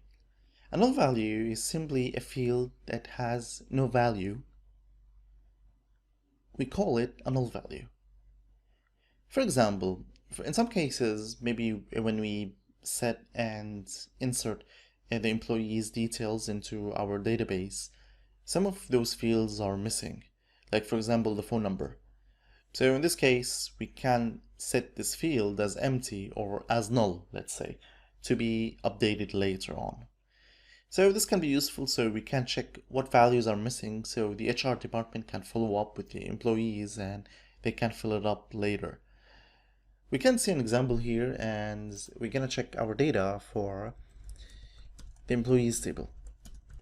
So what I know that in our data, some phone numbers are missing for some employees. So what I'm gonna do is I'm gonna say where the phone, and here if I want to filter by the null values, I can say equals null. This one doesn't work. It depends on what database you're using. In this case, it will just return no values, which is wrong in our case. In Oracle, it will return an error value, an error that says that you can use the equal sign with null. So what you need to do is always when you use null, you say is null. And always remember this. So when you use null in the where clause, you use phone or the column is null or is not null.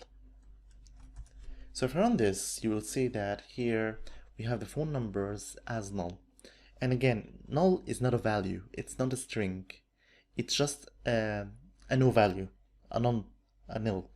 So here, only the UI will show you that we have a value which is null here. So it can help you detect that those columns, those records, it has a null value in the column phone. Sometimes it depends on each IDE you're using or UI. It may be like be a blank, a gray square, a yellow square. It depends what UI are you using. In SQL Electron, it shows you as a gray box with a null value inside it. So anyway, it will help us say that, okay, we have those 4 records and 4 employees with no phone numbers, so we can fix that. And to show you that the phone or the string, the null value, is different from an empty string, which many people may fall to this trap, I will show you if we say where phone is equal to an empty string. So I just open and close single quotes, which means that I'm looking for an empty string. If I run this, you'll see that I have 3 employees with empty strings.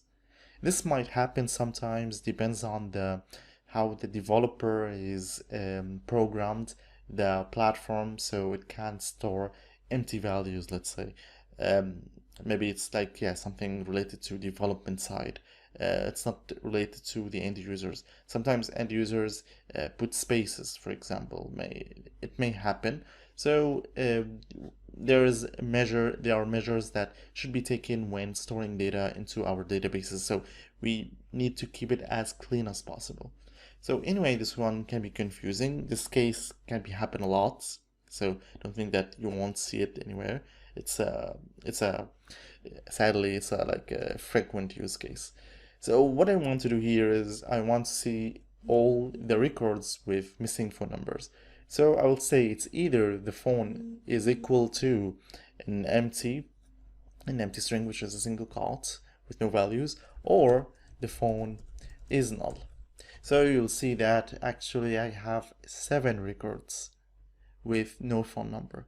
So in this case, what we can do is we can report the HR department to check with those employees to provide them with the phone number, so we can later on update their records in our database in this case. So what we can do is we can select the ID, the first name and last name for those employees, in addition to, let's say, the job title. So in this case, okay, we can report this to our HR department so they can check the phone numbers and get the phone numbers to be updated later. Okay, finally we're gonna start a new section, which is functions. So what is a function? Actually, functions give us much capabilities in SQL since we can do things that we can't do before.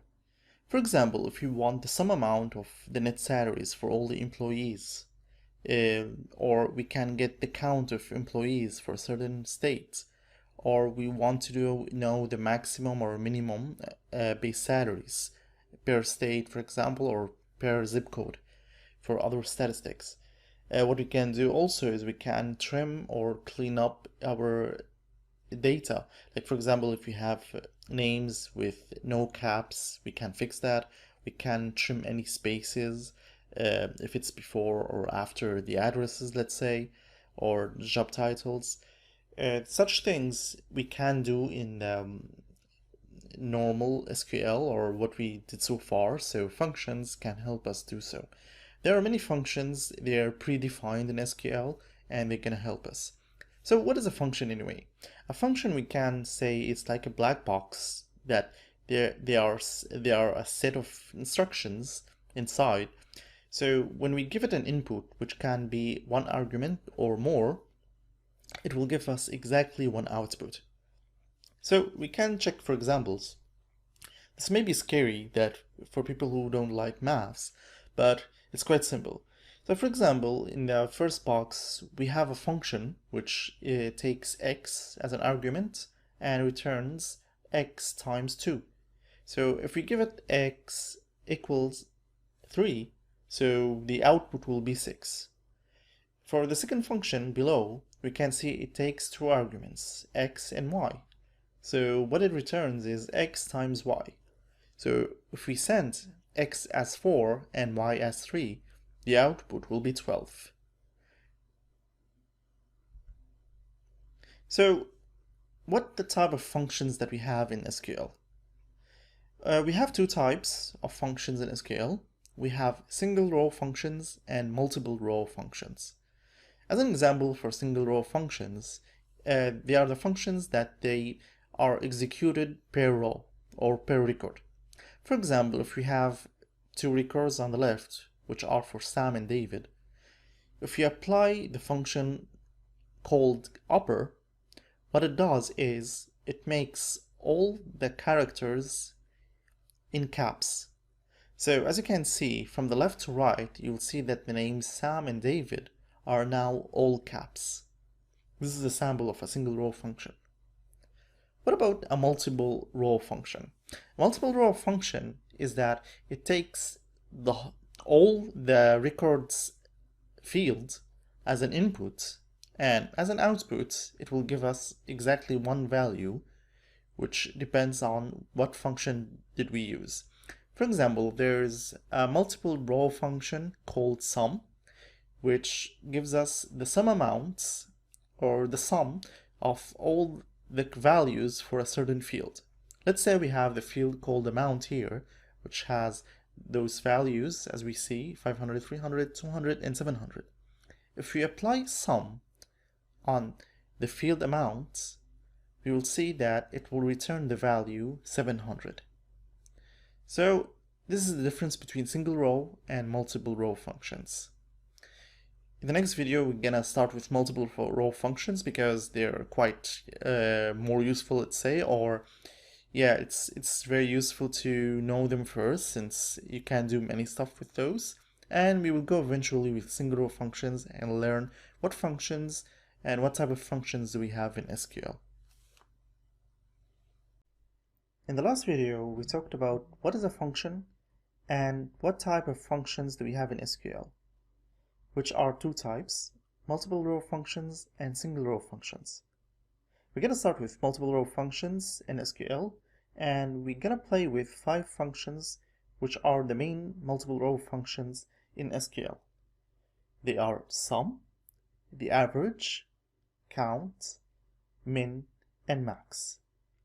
Please note that those are the most important functions for multiple row functions. And the first 3, you're gonna use them a lot. So make sure you can understand how do they work. They're quite simple and quite easy and quite fun. Getting back to SQL Electron, what we're going to do is we're gonna apply the multiple row functions we saw in the last slide into our table employees. And we're gonna start with the function sum. What sum does is it gets us all the total value for a certain field. And sum only takes numeric fields, means that only fields with numbers. So since it does the addition on all the records for this field. So since for our table we have base salary as a numeric value here, so we're gonna say that what we want is we want the total base salary for all the employees in this table. How can we use the sum function? What we come here is we come to the select statement and we say sum, we define what function do we need to use, and then we need to pass the arguments of this function so it can give us the output, which is the total amount or the total base salary in this case. So we will open parentheses, and inside the parentheses we need to say what argument or what arguments, depends on the function and how many arguments does it take, we need to pass or we need to calculate. So sum takes only one argument, which is the field that it will give us the total value of, or the total value of all the records. So we're gonna pass the base salary, which is the field that we're interested to see the total amount of. So this is it. What we did is we defined what function to use, we open parentheses, and we passed the arguments or the arguments that this function needs to return the output that we're looking for. So this function or this query will return the total base salary for all employees. Let's run this and we'll see what it gives us. As you can see here, this is the total amount of all the base salaries for the employees in this table, which is $1,362,800. So this is sum, as simple as that. Let's make it more fun, and let's say that, okay, I want the sum total, the base salary for a certain, let's say, state. So I can say where state is equal to Washington. If I run this, you will see that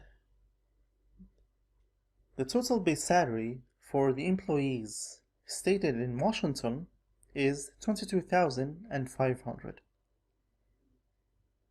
We can use New York, for example, or California, since I think we have many employees from there, and you can see it's more than what we have in Washington, which is 189,000.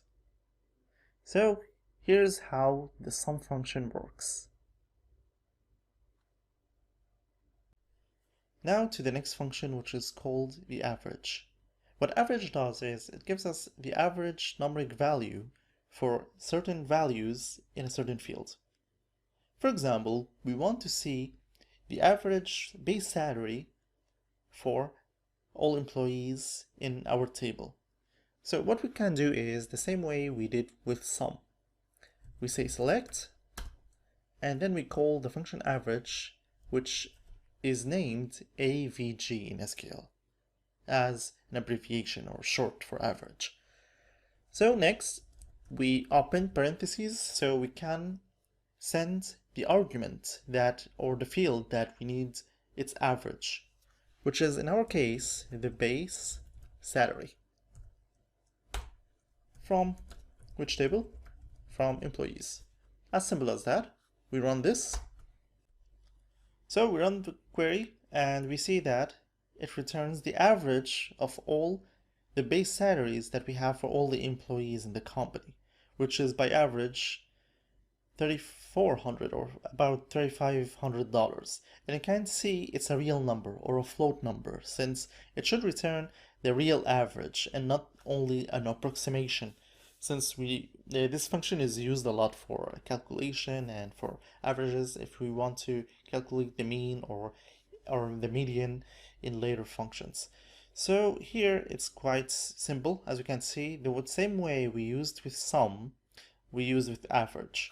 And what we can do also is we can filter by states, and we can say we want everything from New Jersey, for example. We want to see the basic salary of the average base salary in New Jersey. And here you go, you can see that it's the average salary is a bit higher than the average salary for all the company. As you can see, this can be very useful for comparison if you want to look for the average salaries and the median ones among the states. We'll see later how can we see for all the states and not only for a certain state using the group by. So we're gonna focus now on checking all the functions first, and the cool part is I can use both average and sum at the same time, so we can do something like that. So here what I'm doing now is I'll be having two columns, one for the average and the second one is for the sum. So we will see both values at the same time, so I don't need to run two queries in this case. So as you can see here, I got the sum base salary for New Jersey, which is 145,200, and I have the average as well. And the cool part, I can, for example, I can get in, like, okay, I want everything that is in, let's say, Florida, and we can say Colorado. And we run this, and we can have the sum for both states, and we can check it out, the average, how it is. What we can do also is you can fix the alias for those, like, instead of having this auto-generated alias, we can do as, and we can call it, you can use this or no, average base salary, or base sal. And here you can say as sum base salary. If I run this, you see that we could fix the alias for the result of our query, select query here. So yeah, it's nice.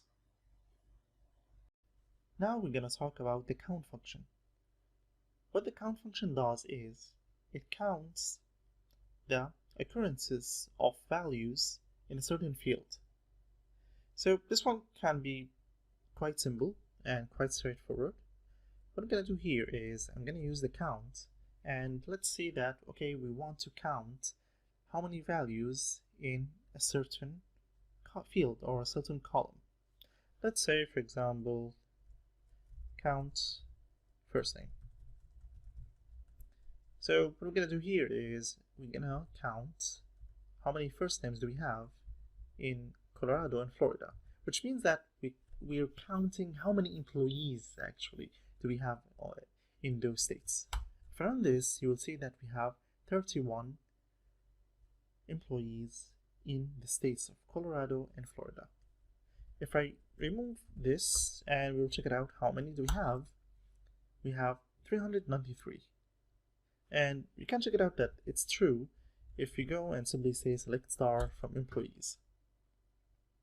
You will see that we have 393. So the count is very useful if you want to count how many fields or how many records we have, for example.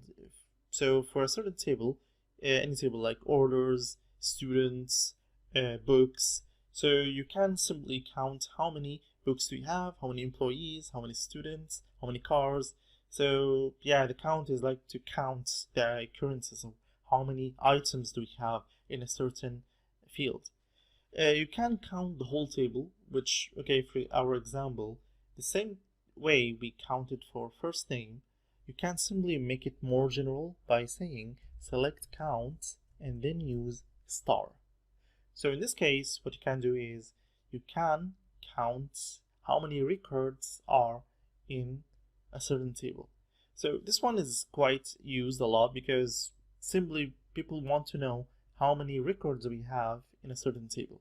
So even if you have a huge table and you want to know how many records we have, you use count star, and you'll see it will return us the total number of records. And maybe someone will say that, okay, I can't depend on this. Actually, this one is supported by the UI or the IDE, SQL Electron.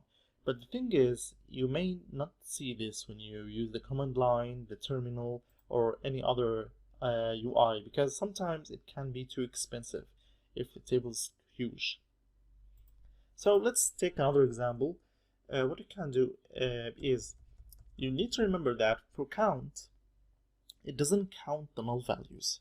If you can remember from the last video, we talked about null values.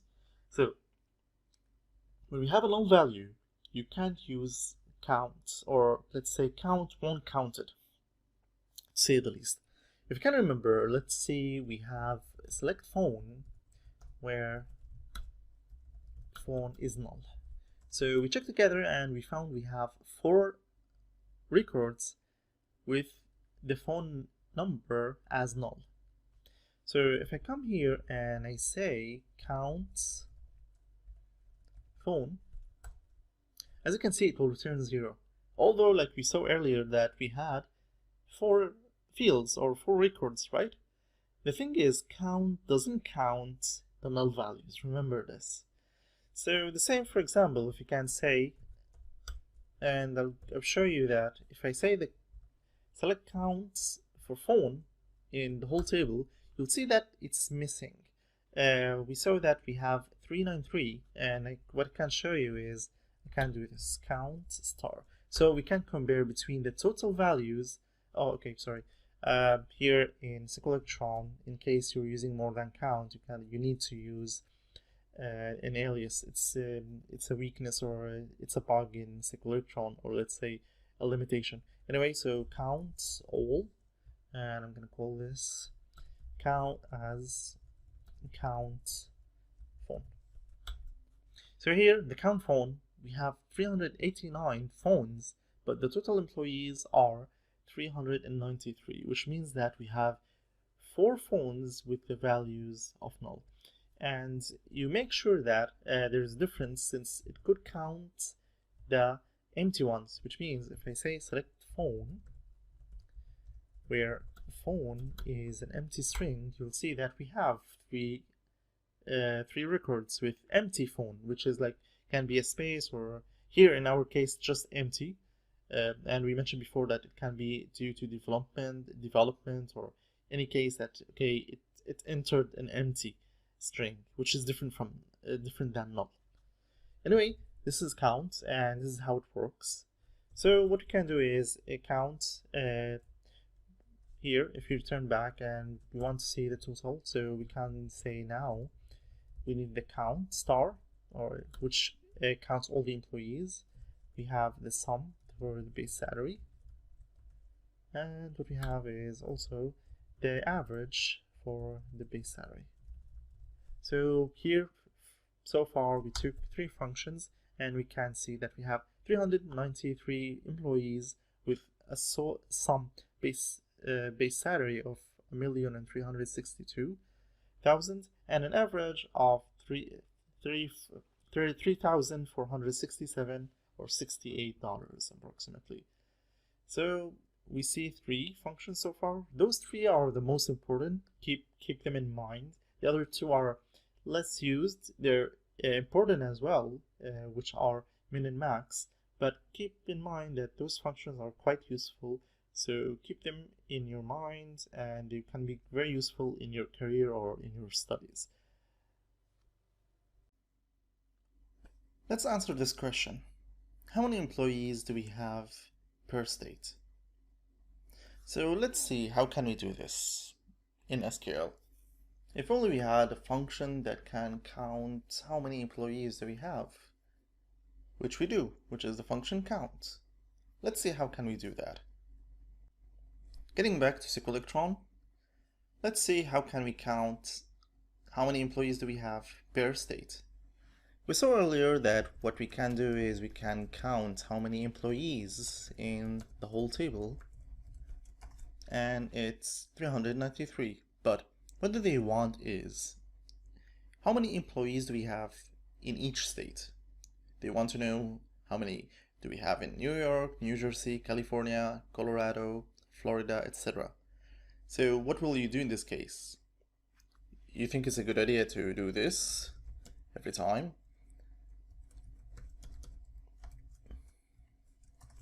Sure, you can do that, but since we have about 45 states stored in employees table, that will take like 45 queries, and that will take you at least 45 minutes to do that, while you can do that in 1 minute. Let's see how. What we can do is, since we want the state here, so we need to show the state. And then what we can do is we can use count and star. So do you think that using count state will work?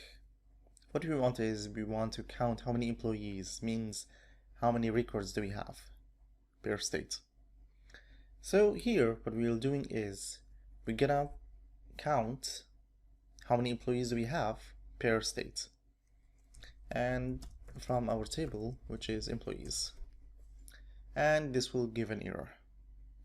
The error says that the column state, which is in employees table, must appear in a group by clause. What does this mean anyway?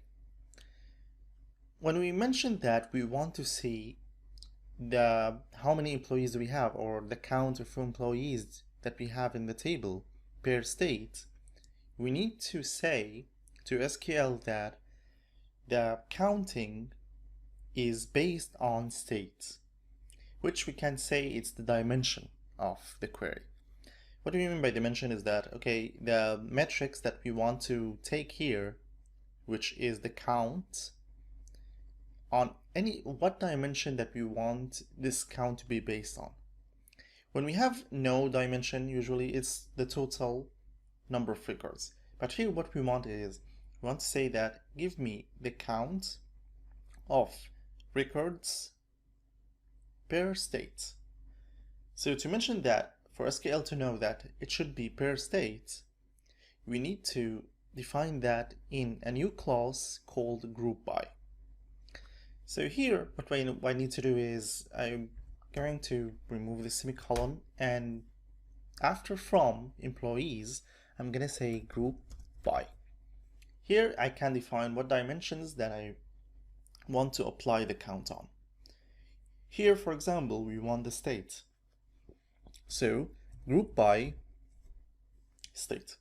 So in this case, the SQL query will count how many employees or how many records do we have in the table employees per state.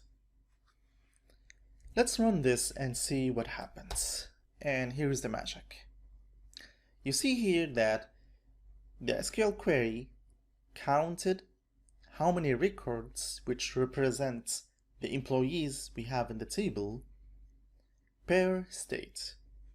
And if you check here, you'll see that for California we have 55 employees, which I think they are the most that we have. You can check later if you want. And you can check for Texas, for example, we have 26. For Ohio, we have 17. For New York, we have 34, and etc. So this is the magic of grouping and using group by with the multiple row functions, that we can do calculations or analysis in a very easy way.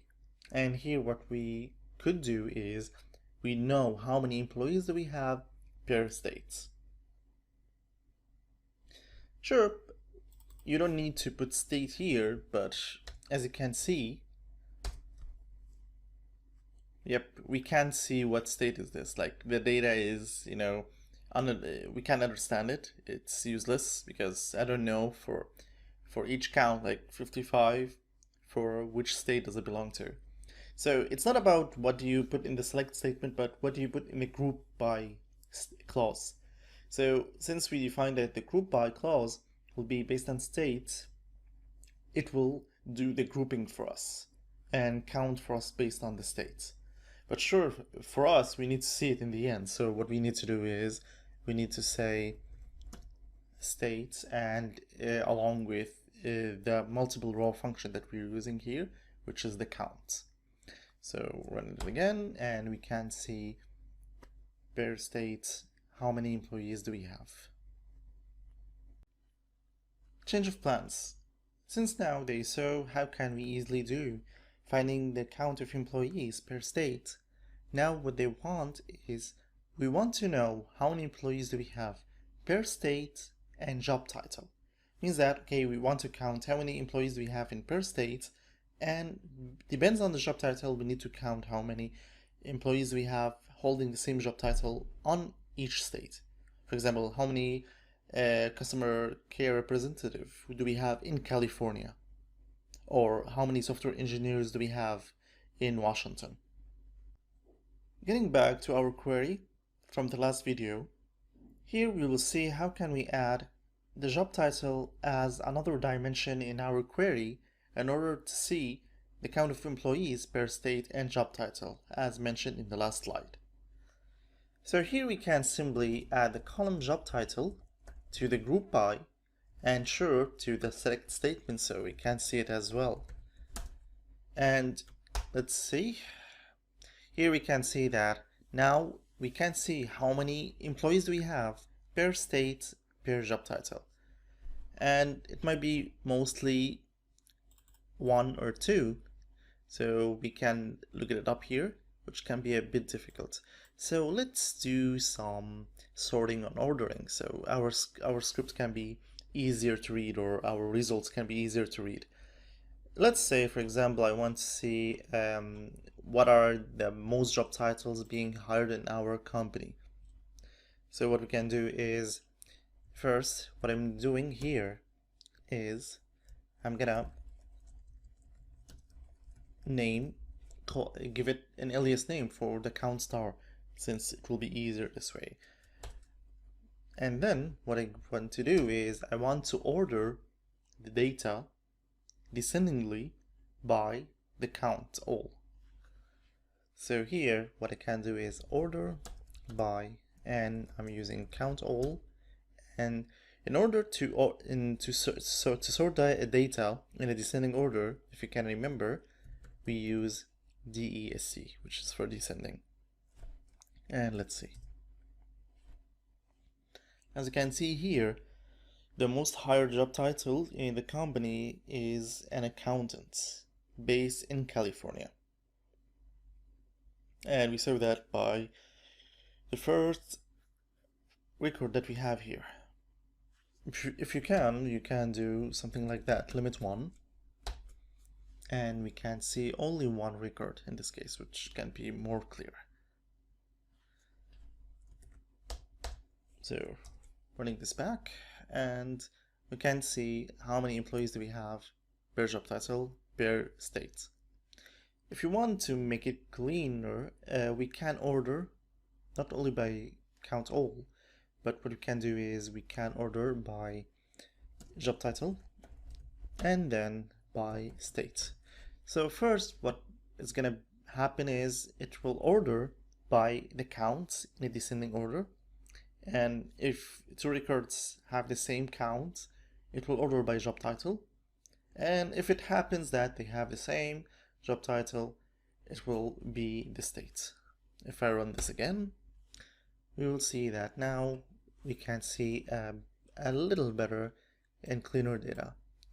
Ordered first by counting in a descending order, then job title in alphabet order, and the state in alphabet order as well.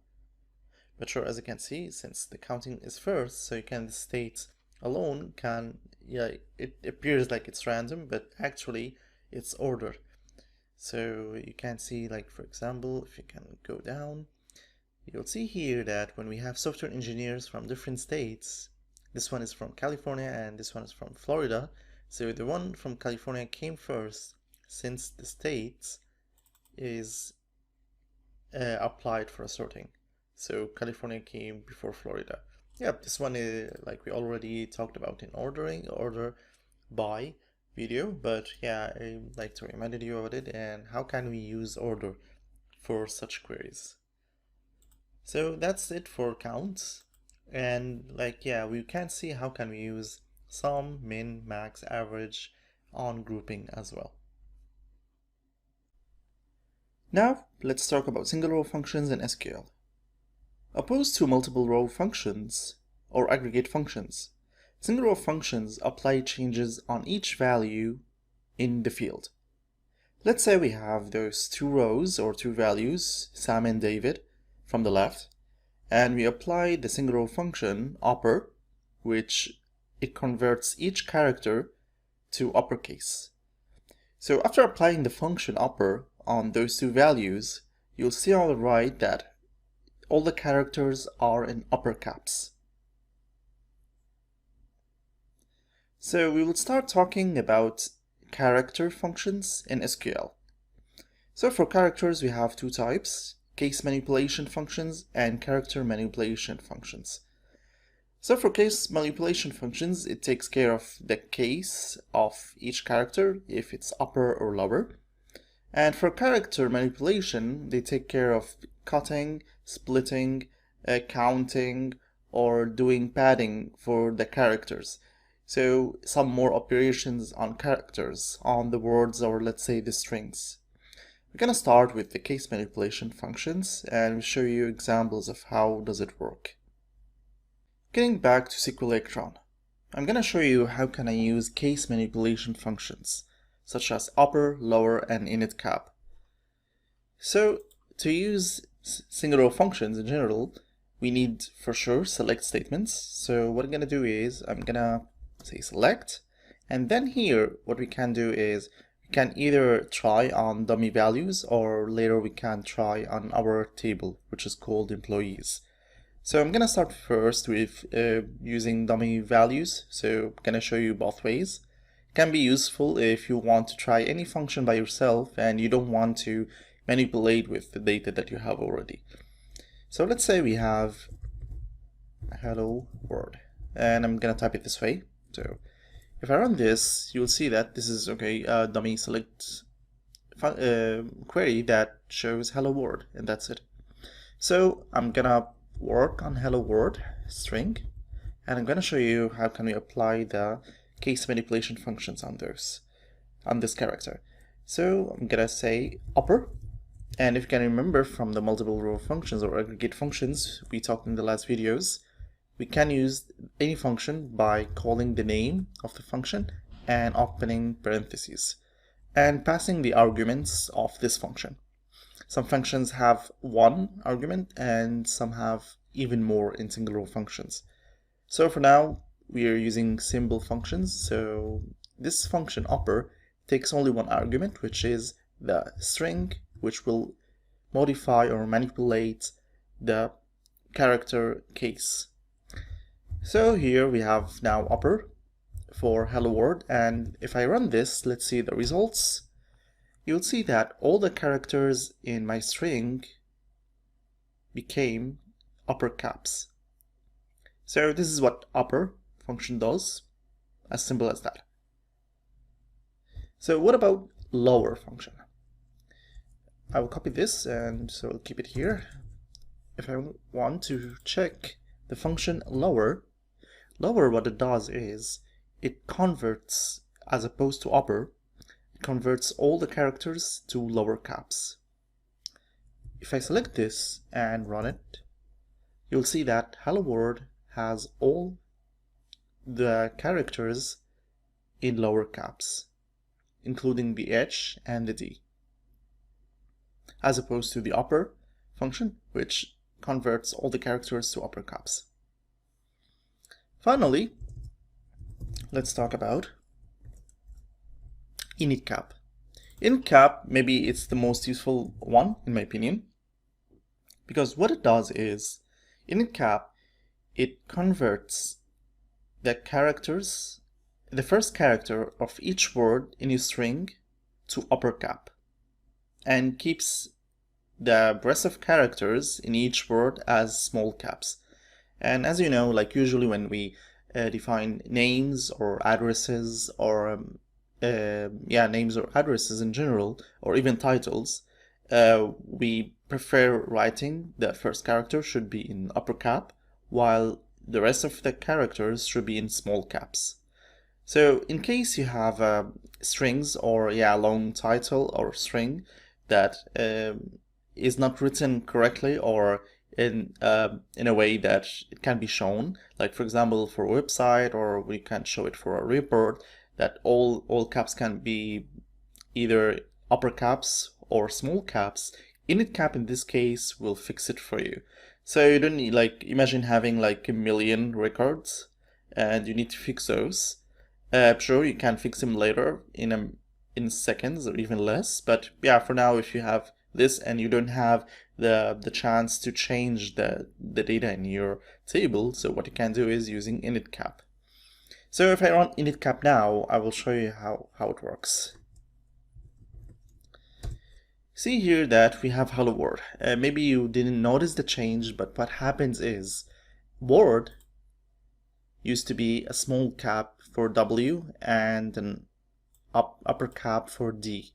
What init cap function does is fix it for me, and the W now is an upper cap, while the rest of the characters, including D, is small caps. So to show you more that how it works, if I make H small cap and run it again, as you can see, it fixed it for me. So this function can be really useful if you want to fix your strings in your addresses, in your names, or in your titles. If we go to, for example, our table,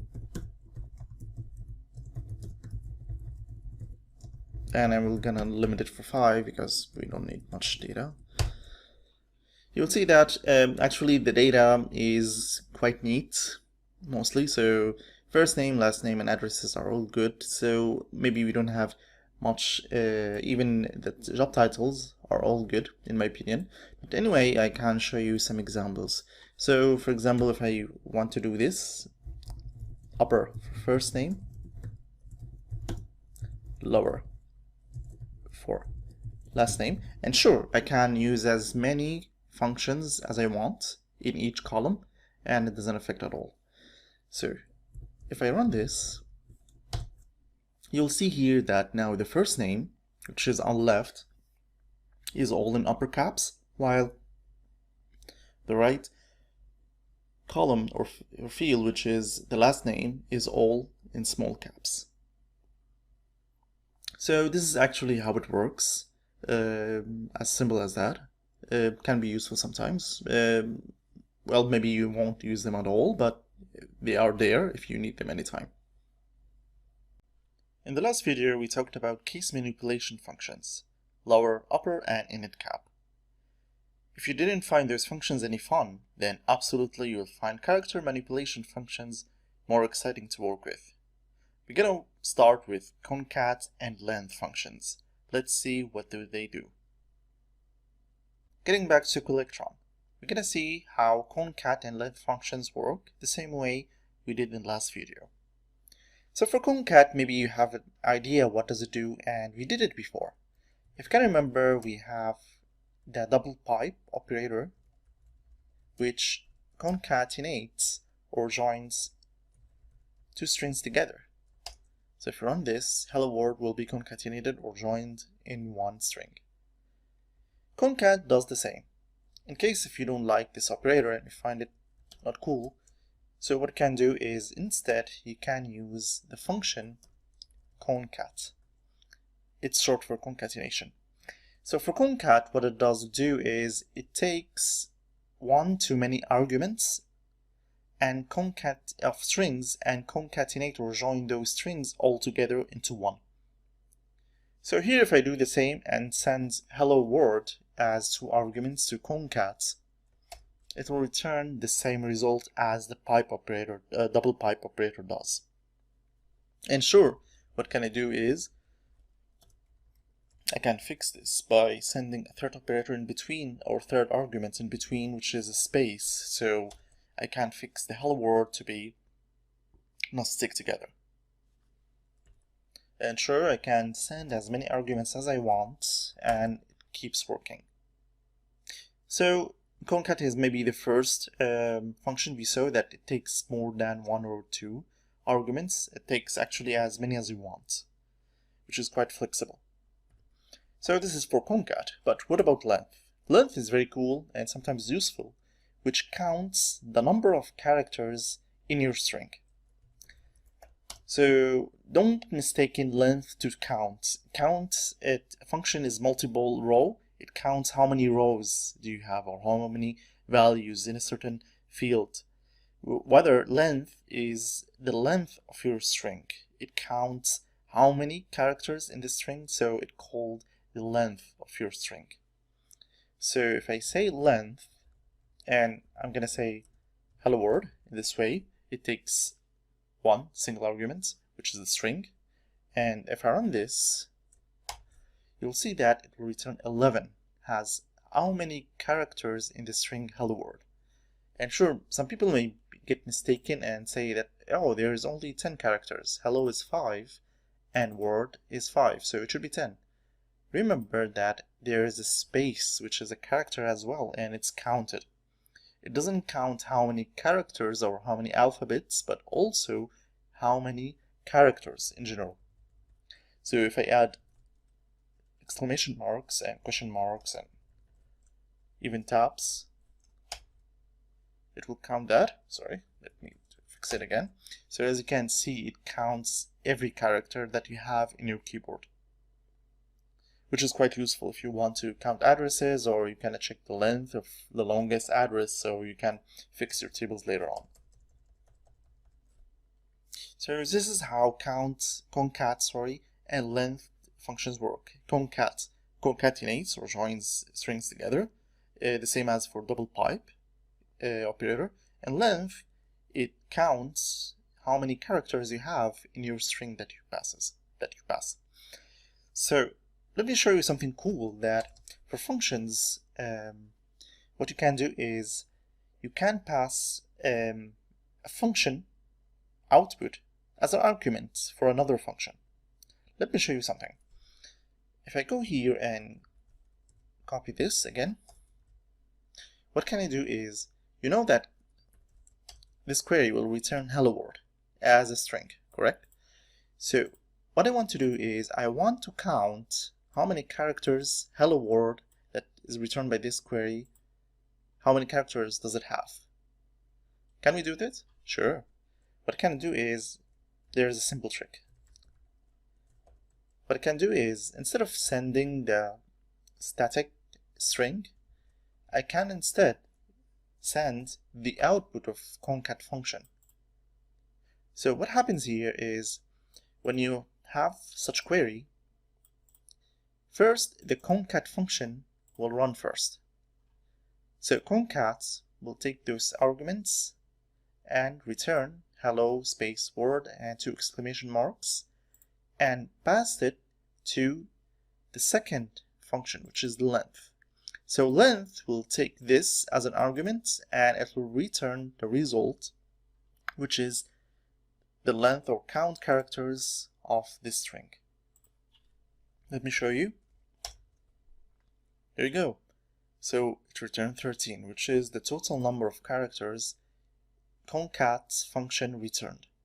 And you can see that hello, 5, word 5, 1, and 2. So a total of 13 characters has been counted from the output of concat function. So this one can be really useful in some cases. Let's see some example now. We can see here that returning back to our table, select star from employees. Let's limit them for now by 10.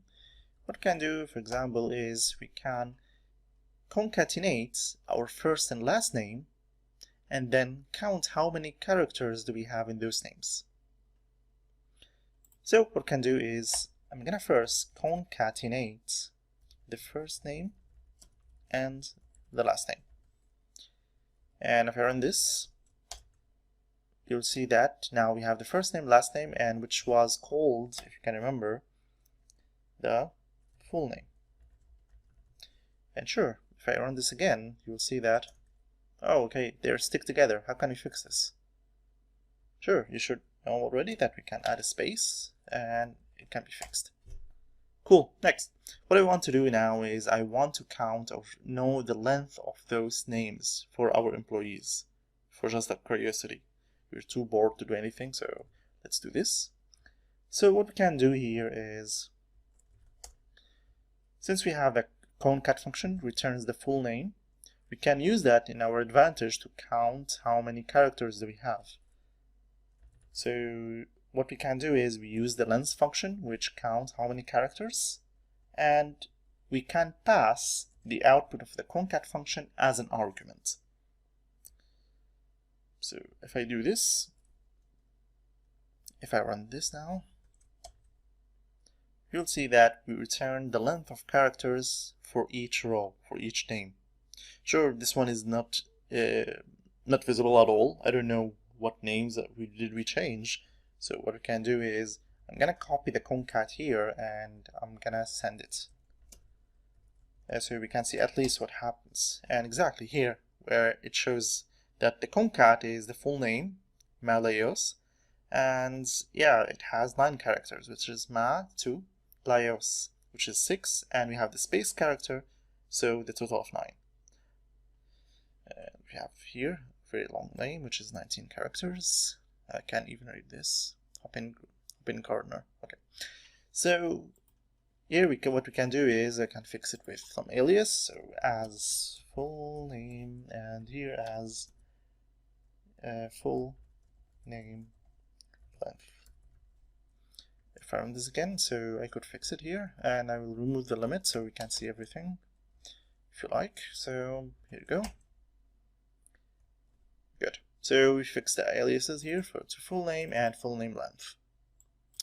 So let's order this by for full name length. So we can see what is the shortest name and the longest name that we have in our table, since we're too bored to do anything.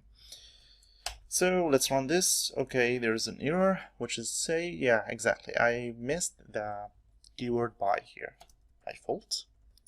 Coming here again. And yep, it runs. So as you can see, we have the shortest name here is Lin Pa, which is Lin is 4 characters, Pa is 3 characters, and you have the space, so a total of 8 characters. T. Smith, and yeah, next we have 9 characters for Vine Shire, and etc. Let's see the longest name. And sure, I'm too lazy to go down about 400 records, so what we can do is our majestic descending order option here. I'll add it here, and let's see. Here we go. We can see that we have the longest name, which is 21 characters, and the name is Christian Eschberger. So yeah, functions can be really fun. You can work around. Try using concatenate or using length on addresses, phones. For example, what you can do is you can stick phones and addresses together. We're gonna start talking about singular functions for numbers. So we have 3 functions which we will cover in this course. They are mod, round, and trunc. Here we're gonna cover those 3 functions, and we're gonna start with the easiest one, which you know already, which is module or mod. So if you can remember that we have a 5th operator, math operator in SQL, which was the modulo operator, which returns the rest of the division between A and B, or the left side and right side of the equation. So for example, if we say 5 modulo 2, it will return the rest of the division between 5 and 2, which was 1. Another example to remind you, which is, for example, if we do 17 modulo 3, which is the remainder of 2, since when you divide 17 by 3, it will return 5. So 5 times 3 will be 15, so the remainder will be 2 in this case. So the mod or the modulo function is the exact same as the modulo operator we have. So if you say select mod, and then okay, any numbers with, let's say, 17 and 3, it will return the same result as before. So this is simply the mode function. So yeah, we know already what does it do. So let's move on to the round and trunc functions. As for round functions, what does it do? For round function, from the name, what it does is it does rounding for any number to the nearest decimal number, let's say. So, or it may be to be an integer or floating point. As a simple example, if you have a number, let's say 2.5, if we want to round this number, it should go into 3. Why? Since what we have is when we have a fraction of 5 and above, it will be considered as to be, incremented into the nearest integer number. So it's gonna be 3 in this case. Everything from 2.0 to 2.4, okay, it will, if you round it up, what it will return the number 2. But if you round everything from 2.5 onto 2.9, and sorry, I'm using this, let's say if 2.9, yeah, 2.5 to 2.9, so it will be rounded into 3. Let me show you an example. So if I can say select round, and we can pass 2.5 in this case, it's gonna return 3. Cool. So if I can send, for example, 9, it will return should be the same. Yep, exactly. So what about if I send 2.4? What will it give? Exactly, it will be 2. So always remember that when you have a number from a fraction from 0 to 4, it will be into the lower integer number, which is 2. While when it is the fraction which is between 5 to 9, it will be to the highest increment number or highest integer number above the value that we set. So this is for round in similar. So if we add 2.45 in this case, what will it return? So you'll see that it also returns 2. Even if we have all 9s here, as you can see, it will return 2. So what if we want to round but with fractions? For example, if you have this number, which is 4 and 5 9s here, 5 9s. So if I do that, okay, do a round but with floating points of 2 decimals. So if I run this, you'll see that it gives me 2.50, which is 2.5. Because here what it does is it checks the values for the 2 fractions, and as you can see here, when you try to round it up, it will become all by zeros, so until it reaches the number 5. So yeah, it will return 2.50. Let me make it simpler. So for example, if I can say 3, 7, 8, for example. So here what it does is, if I want to round it up, it will look at 8 and it sees that, okay, it's between 5 and 9, so it will round it up to the next decimal, which should be 8 here. So it will be 2.38. If I run this, and you will see that exactly it's 2.38.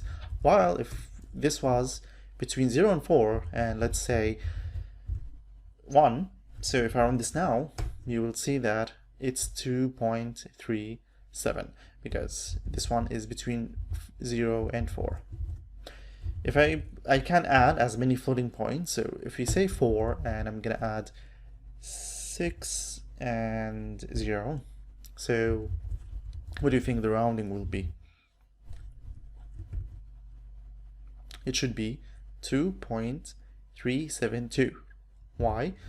Or sorry, 23716, because we need 4 floating points, and checking here the floating points, you'll see that the 5th floating point is 0, so it's gonna be the same.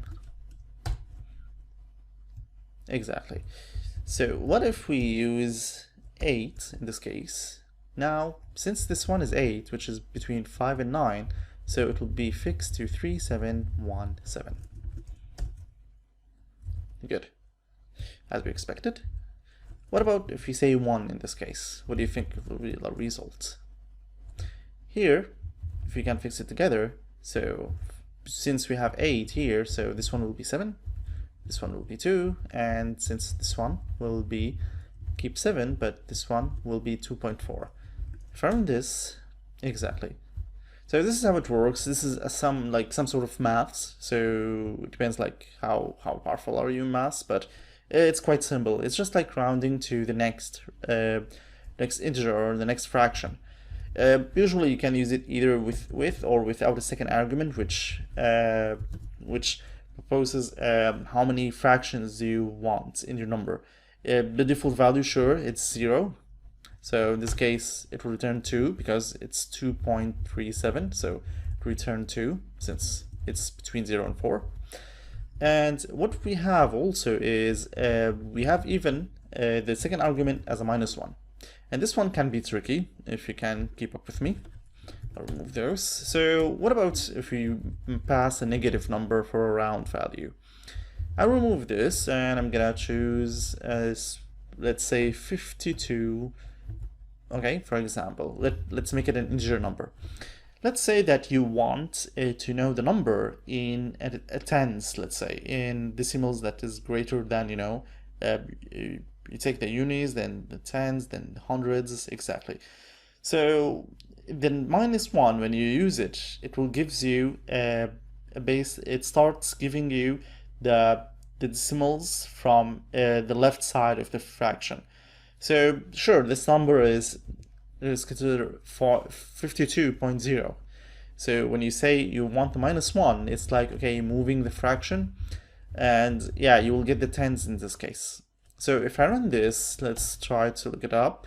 As you can see, it will return 50 since it gives you the tens here after rounding up. And as we said before, since the second single number is between 0 and 4, so this is why it was rounded into the lowest 10. So it will the 52 was rounded into 50, while if it was 56, okay, and I will move this for now, and now I do rounding. The 50 was rounded into 60 because 56, since the first digit is between 6 and 9, so it was rounded into the next 10, which was 60. The same what we can do is for -2, if you have a number and let's say 278. So, or let's make it easier, 270. So if I want to round 270 to the next 100, will it be 300 or 200 in this case? Sure, if you look it up, it's nearer to 300 than 200. And sure, it will return 300. But what if I say 0, 1, which this one is quite similar. So yeah, it's nearer to 200. So rounding, what does round function do is you rounded the number up to the next decimal value or to the next floating number that is near based on the second argument. How many digits do you have, or how many places are you sending? As we said, the 0 is default number, so when you round any number, it will be rounded to the next integer.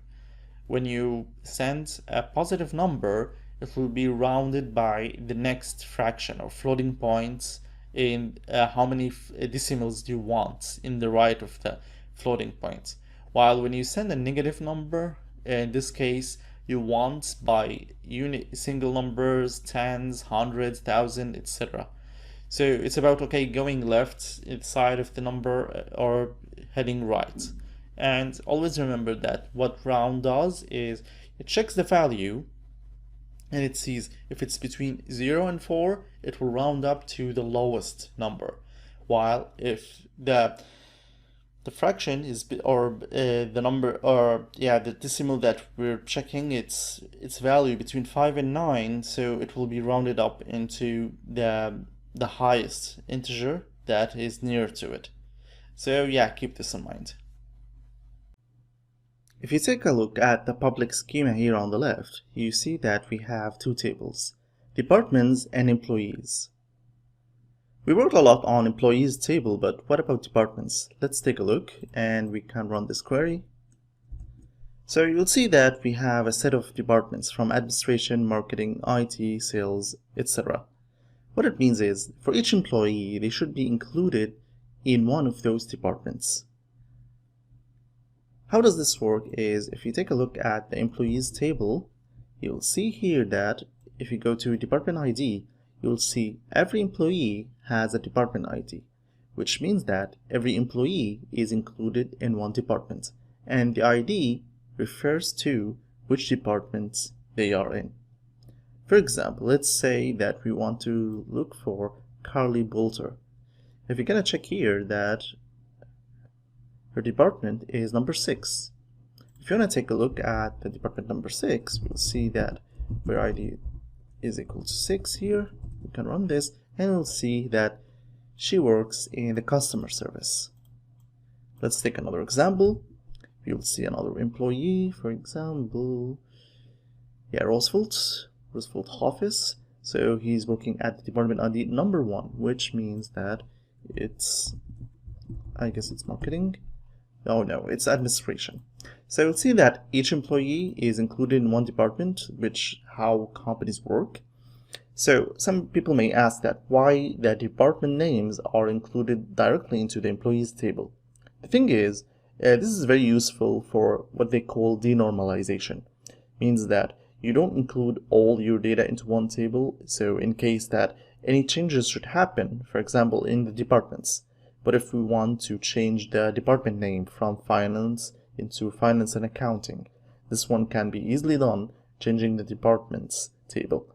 When you select from departments table joining employees, you don't have to worry about the names anymore. Meanwhile, if it's employees which has the names of the departments, in this case you need to change much more records in this case. Meanwhile, if you want to change one department's name, you only need to change one record from departments in this case. To understand better the relationship between departments and employees, let's see the next video and explain more with more examples. Let's take a look at this diagram here. You will see that we have departments and employees as separate tables. For departments, we have the ID and the name. Meanwhile, for employees, we have two IDs or two keys, as we will discuss later, which are ID and department ID, as well as the rest of the columns of employees table. Anyway, what we care about here is the IDs actually of both tables. You'll see that for departments and for employees, we have what we call ID or the primary keys, which is referred to PK.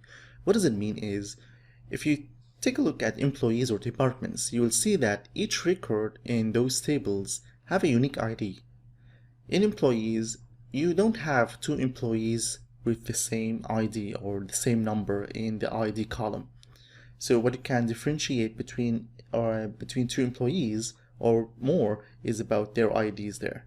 The same with departments, that you have each department has a unique ID or what we call a primary key. So in this case, you can define the uniqueness of each row and each record for each table in this case.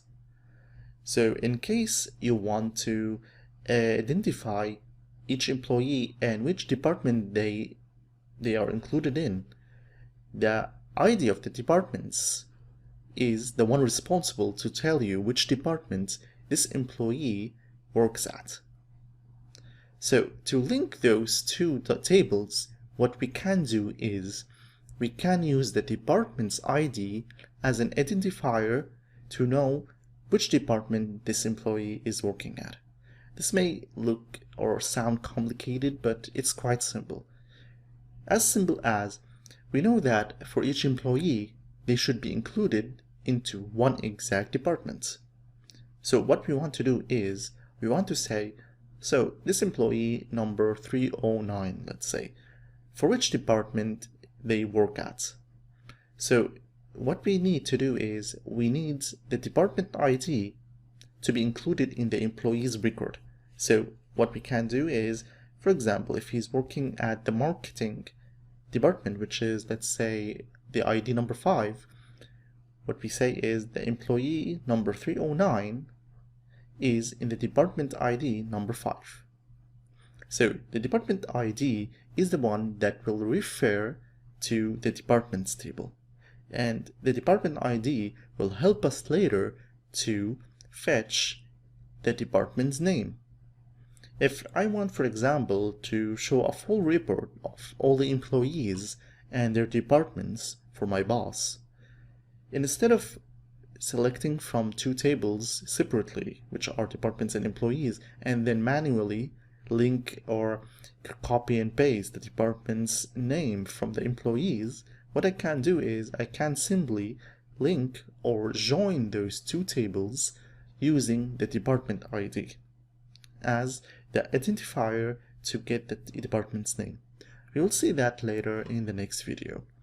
For now, I'm going to discuss later or explain more about how those tables are being linked or working at. You'll see this tiny link or between those department and employees. It means that departments and employees have a one-to-many relationship from left to right. That means each department has one or more employees. Meanwhile, the employee can be in exactly one department. So this diagram showing us the relationship between departments and employees. This diagram is called the ERD. and it means the entity relationship diagram. Why not why didn't they call it table relationship diagram instead? Because entities or they can be tables, they can be views, or they can be other elements that the database supports. But anyway, in most of the cases, you either work with tables or you will work with views, which we will see later in the next section. The thing is, departments as an entity and employee table as an entity, showing us the relationship between those two. So if you have a very complicated schema, you will see that if anyone or any engineer wants to take a look at how the schema is being built or your database is being built, by taking a look at the ERD, they will fully understand how does your data being stored in your database and what is the relationship between those tables that you have. This one is quite simple. This is only two entities or two tables and with one link. In some cases, if you take a look at ERD in Google, we'll see much more complicated ones. Let's take a look at more examples. Here in customers and orders, you'll see that customers can have one to many orders. And when you go to the restaurant or you buy something from Walmart, let's say, you can buy several times in several weeks or months. And for each time you buy, you will get an order or a receipt, let's say. So the customer can have one or more orders from the same retail store. Meanwhile, the order has only one customer. Sure, you can find an order which is paid by more than one customer. It doesn't work. Even when you go to restaurants and each of your friends wants to pay for their bill, you'll have different orders or different receipts. So you see that each customer is linked to order or more. Meanwhile, the order will be only linked to one customer. Same when you do, for example, waiting for a parcel from Amazon. So a customer can have multiple orders, but the same order, it will be only related to one customer.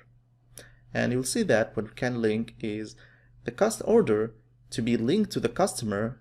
We used a foreign key, an FK. That's the same one that we used in employees.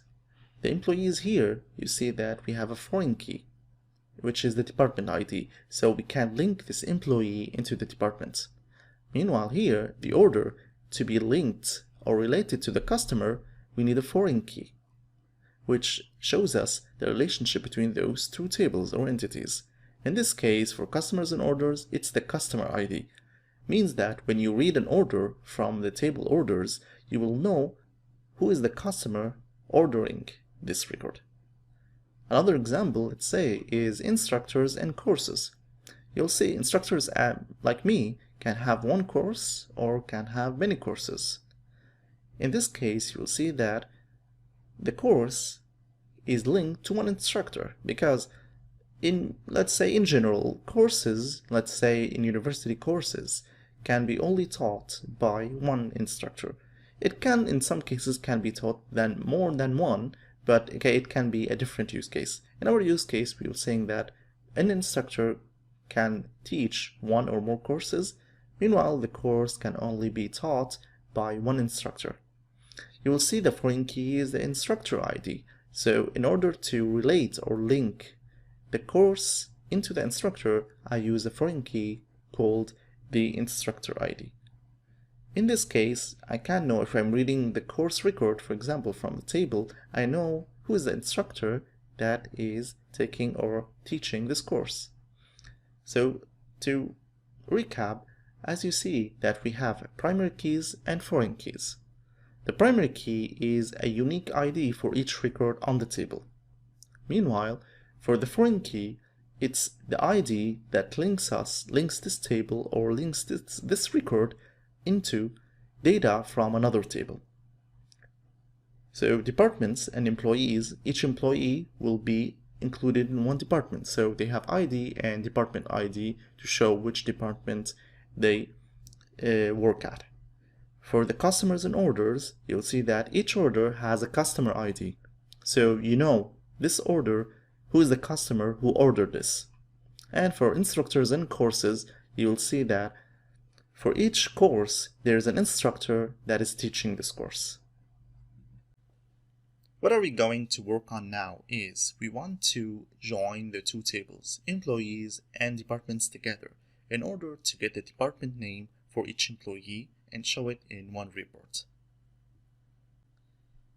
If you get back to SQL Action or any SQL client that you're using, you'll see that we talked about the primary keys and foreign keys. The primary keys are the unique IDs that each record in each table has. Meanwhile, the foreign key is the link between two tables.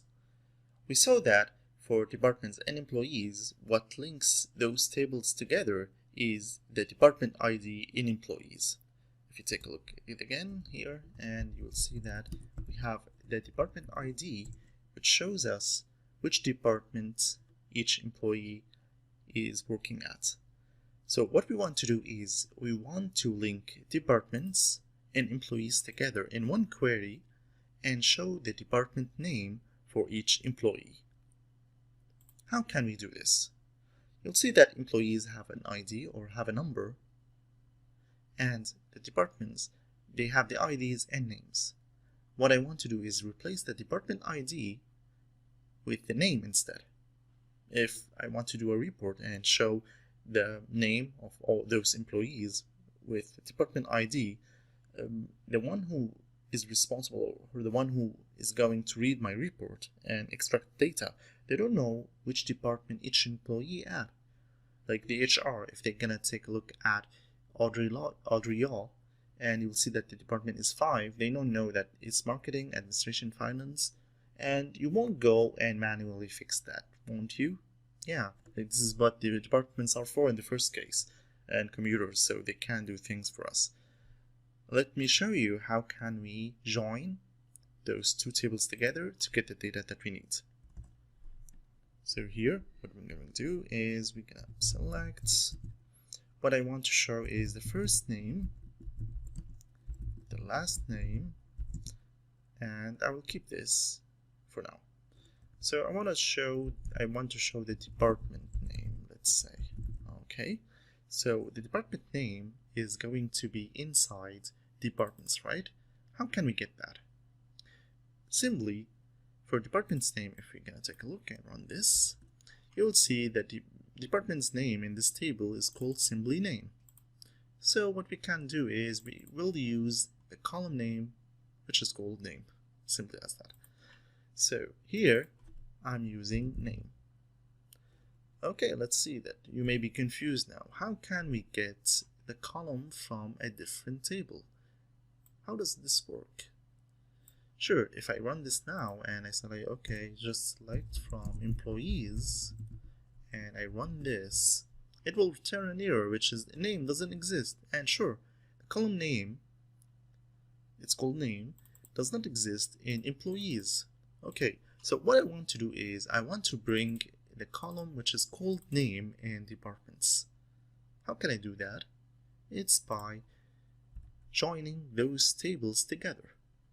Join may sound like a very complicated word for now and term, and you will see that it's very simple for now. So what I want to do is I want to get the data from both two tables. So here in the select statement, we worked all along selecting from one table. What we can do is we can select from different tables. It's not necessary to select from only one table in the same query. So what I can do is I also can select from two tables in the same time. Well, yeah, I know, it's awesome. So here, what I'm doing is I'm selecting from two tables, employees and departments. And here, I do the exact same, which is I select what columns do I want from those tables. And I see that I want the first name, last name from the employees table, while I need the department name from the departments table. Do you think this will work? Sure, what we need to do next is we need to link those tables together, because I will show you later that if you don't mention what is the link between those two tables, you will get very wrong data. So what we want to do is we need to use the where statement. And here what we need to say is that we want to make sure that that employees and departments are joined correctly. How can we join employees and departments correctly? Let's take a look back, and you'll see that for departments and employees, those two tables, what links them together? What makes the employees record linked to the department's record in the departments table? If you can remember, in the employees, we have the department's ID, which relates to the ID in the department's table. Okay, great. So what I want to do is to say that join those two tables together and join two records together from different tables where there is this condition that the department's ID from my employees table is equal to the ID from the department's table. Okay, is this enough? No, not really, because when SQL will read this, it will understand that this ID and this department ID, you may mean that it's from the employees, which won't work. And it doesn't work except for maybe the employees from ID 1 to 6. You want to mention that this department ID is from employees. Meanwhile, this ID column is from departments. So how can you do this? You can here say get it from employees dot department ID. Okay, this one can be like a bit overwhelming, but to break it for you, it means that the department ID of employees is equal to the ID of departments here. So let's read it again. Okay, get me the first name, the last name, and the name, which is the department column name, from employees and departments, both tables. And how can you link those tables together? And you can match those records in one by the department ID of employees is equal to the ID of the departments. To make this less confusing, I will call this an alias name as department name. So this way you can understand that this name doesn't mean the employee name, this means the department name. Alright, so hopefully this one can be a bit clear. I will run this now and let's see what it gives us.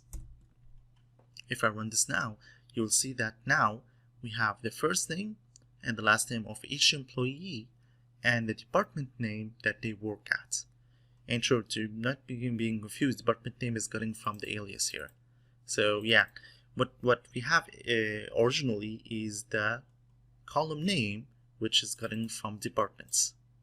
And you will see here that now you know for each employee which department they work at. And if you want to make sure 100% that this one is correct, if you're skeptic, so I'm gonna add the department ID, which is, it will be from the employees. If I run this now,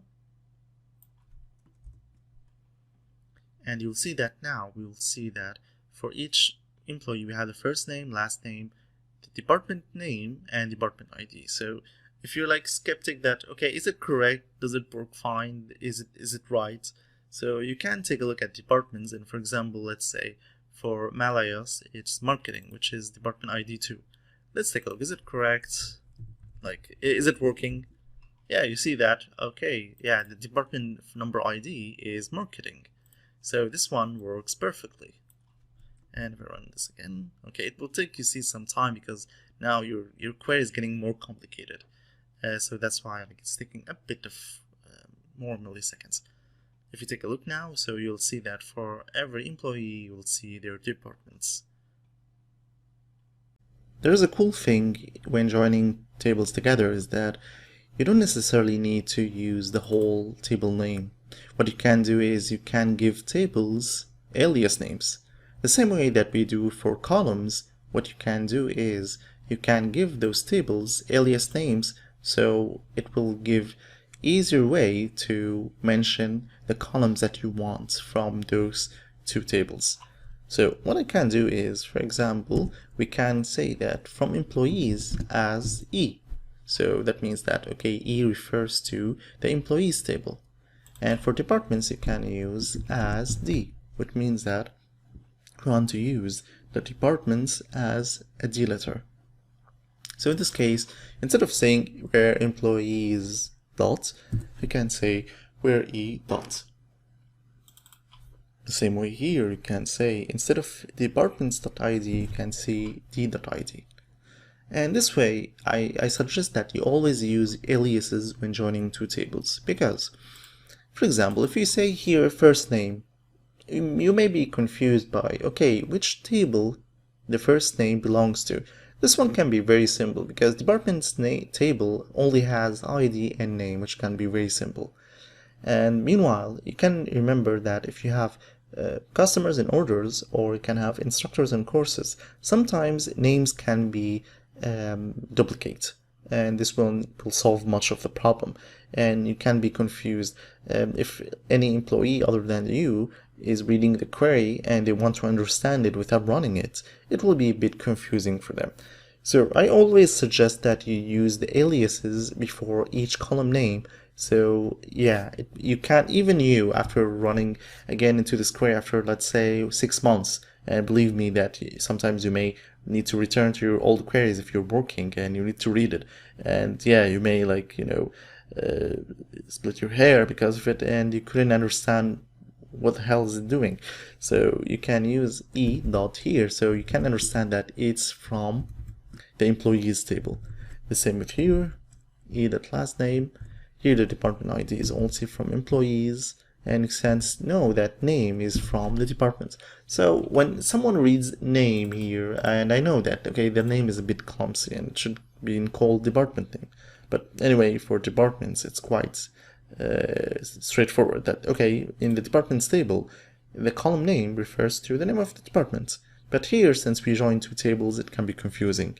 So now, when you see d.name, it refers to the departments, which is much easier.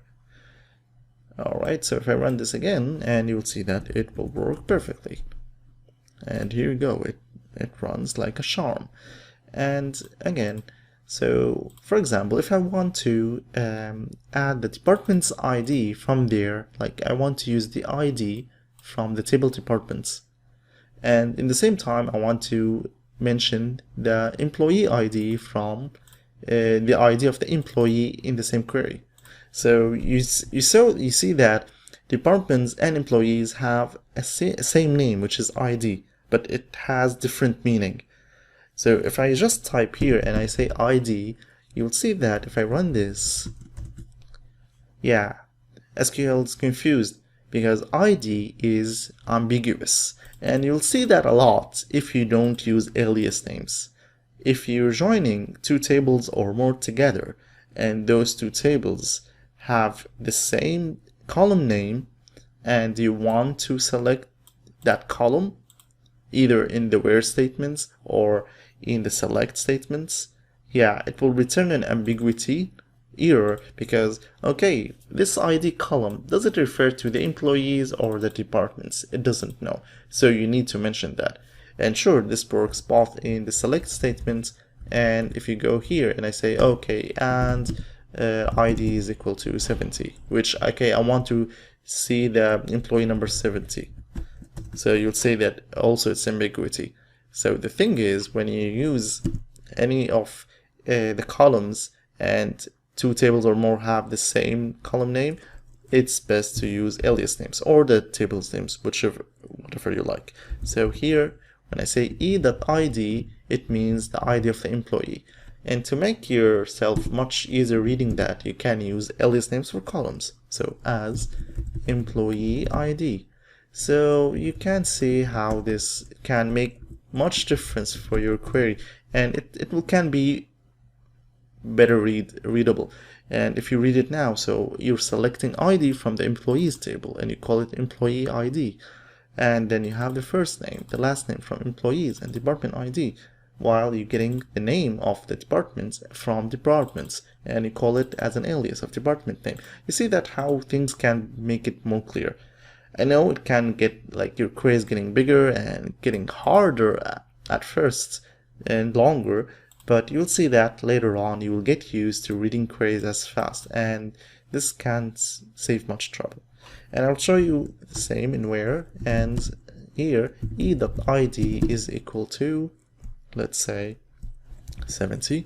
So here what happens is, after joining those two tables correctly, and it show me the employee, that means that, okay, I want to see only one employee, but yeah, I need to join those two tables because I need the department name regardless. So this query is quite legitimate.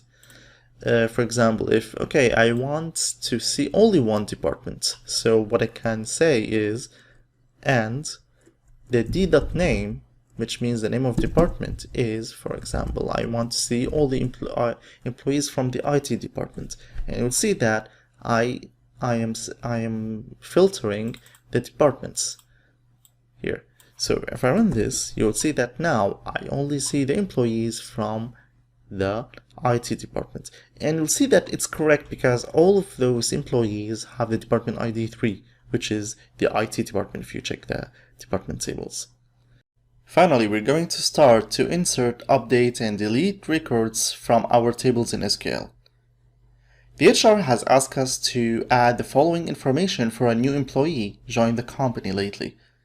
The information includes the ID, the first name, last name, the state, department, job title, and base salary.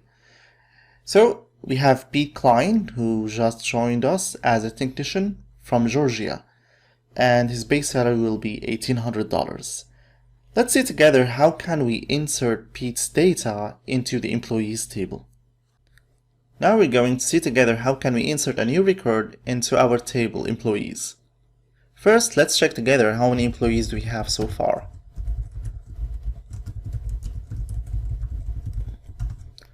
For now, we have 393 employees, which we will add another one today in this video. So how can we insert a new record into any table in SQL? First, we're going to start with a keyword, which you can guess it. It's called insert. And then we're going to say into and what table that we need to insert the new record on. For our case, it's going to be employees. So I'm going to say that insert into the table employees the following information. Please note that into is a mandatory keyword along with insert. Next, we're going to open a new parentheses and we're going to add the records, the record fields that we want to provide the SQL query with so it can insert the data into the new record. So first we're going to start with the ID, the first name, the last name, the states, the department ID, the job title, and the base salary. Another look into the presentation slide again, and you will see that those are the values that we need to add for Pete Klein. As you can see, we have 7 fields that we need to add, which I just added into the query. You'll see here that so far what I did is I only specified what fields or what columns that I want to add into. I didn't specify the values yet, which I will do just now. Next, we're gonna say values, and we're gonna open new parentheses, and here where we can provide the values for those fields we just specified earlier. Please make sure that the values should be in the respective order, the same as the fields that we specified. So we will start with the ID. The ID should be 394, which should be a new ID in our table. If this ID exists in our table, it won't work because this one is considered a primary key, and for us primary keys shouldn't be repetitive. We can explain this later when we go to the section of creating tables. So the ID will be 394. It will be an integer, so I didn't use the single quotes as for the varchar or string. The first name, sure, what we need to do is we need to use the single quotes as usual when working with strings and characters. The name will be Pete, and the last name will be Klein. Next, the state will be Georgia. So for Georgia, as in our table, we use 2 characters to specify the state for each employee. For Georgia, it will be GA. Next, the department ID. If you check the values, I'm gonna check it again. Here are the values, and you see that department ID will be number 1. The job title will be a technician, and the base salary will be 1800. So I'm gonna say for department ID will be number 1. For the job title, it's gonna be a technician.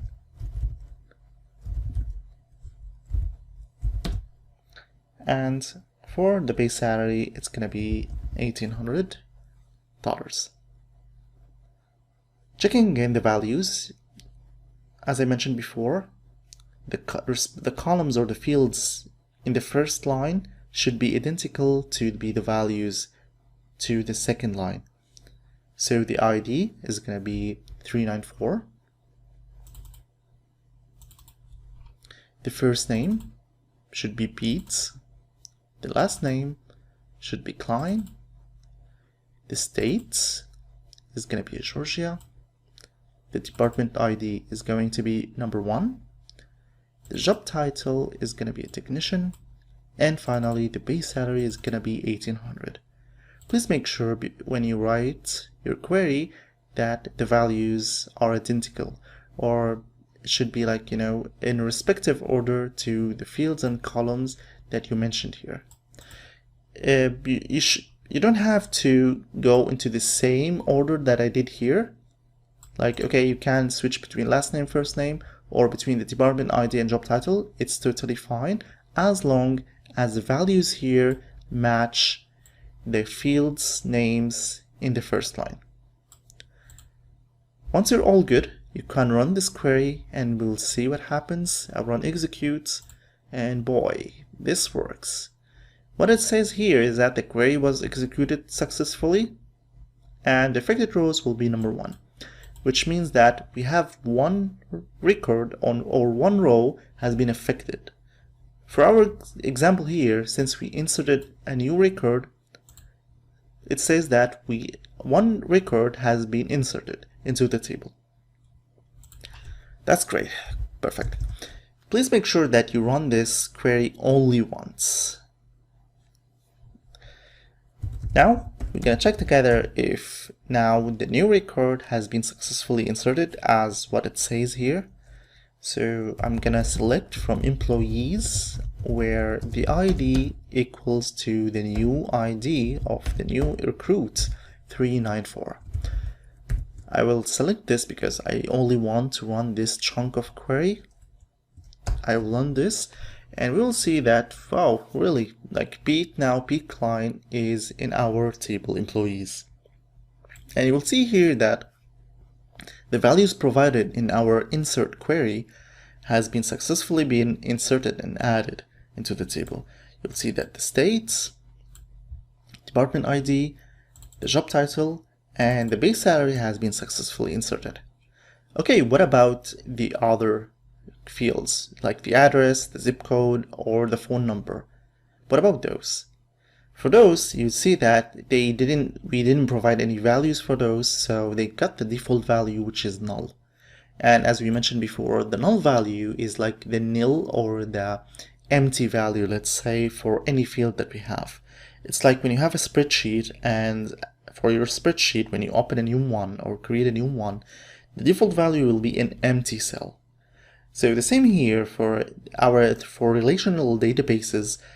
The default value can be an empty field, which is null, unless you specified a different value when you create the table, as we will see in the next section. So congrats, you inserted your new record. Perfect. So we're starting now to see how can we modify our table values to change the values of any table, any record, or any field that we have. So yeah, this is the first perfect step for us. What would happen if you run the insert query twice? In my case, on the employees table, if I run this again, PostgreSQL will return an error that there will be a duplicate key value for the employee's primary key. We're going to talk more about primary keys later in the next section.